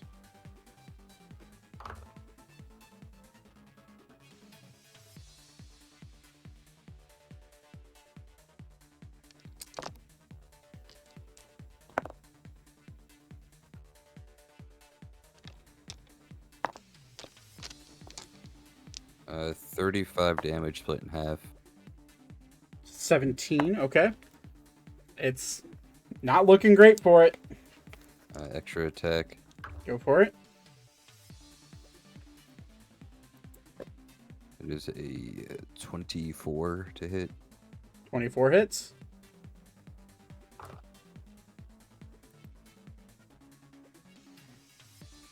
Uh, 30 damage, so 15 damage. You watch as the Warforged falls over, completely ceasing function. It did. It's Or is it just kind of like shut down? it's no longer moving. It's for all intents and purposes, its HP has hit 0, so it is dead. I think its weapon. Are they cool? Its They're weapons attached to its arms. Its weapons are attached to its arms. Well, you could just rip them off. I mean, anyone have a screwdriver? Technically, yes, I do. As that happens, you'll hear. I have no idea. We're gonna see how annoying this is.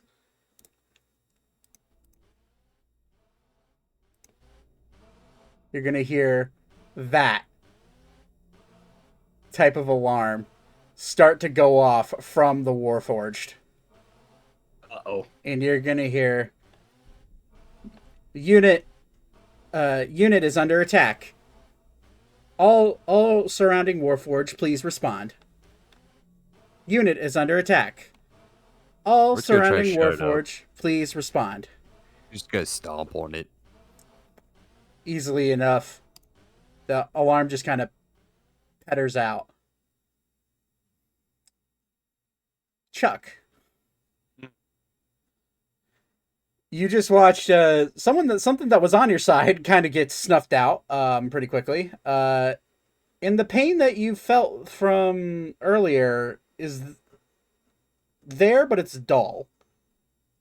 Almost as if you immediately understand that, oh, this Warforged is what was keeping me from getting cut in half, basically.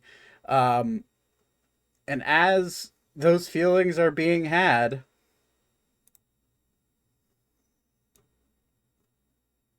Zane, you notice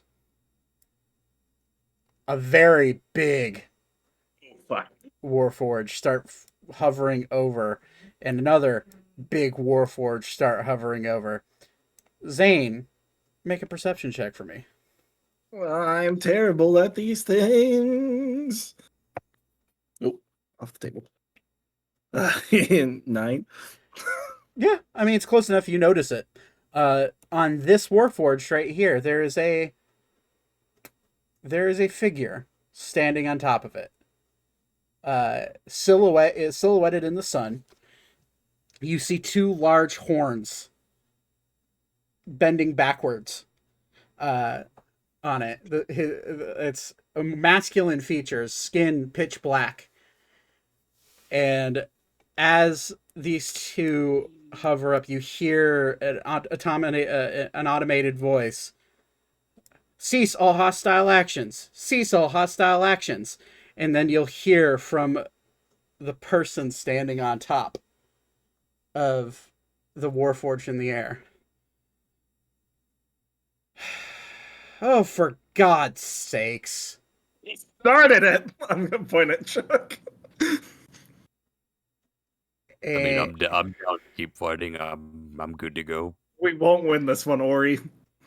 And that's where we'll end tonight's session. Yeah. Robin, I will message you because I know that you are not available all the time, or ever. So I will message you about the fate of your buddy. Yeah, we can talk. And we'll go from there. But it's getting late, and I have a dog that's been sitting here whining for the last hour to go outside. So, that'll do it. Zane, you know exactly who this person is. It's my papa. Another father. And we will. You are my dad. We will pick this up next week. Yeah. Welcome to Ebrax. Yeah. Made it here. Yeah. All right, I'll be right back. Alrighty, everybody. Oh, wow, look at my hat. That's what happens when you wear a beanie with headphones. But that's where we're gonna do it tonight.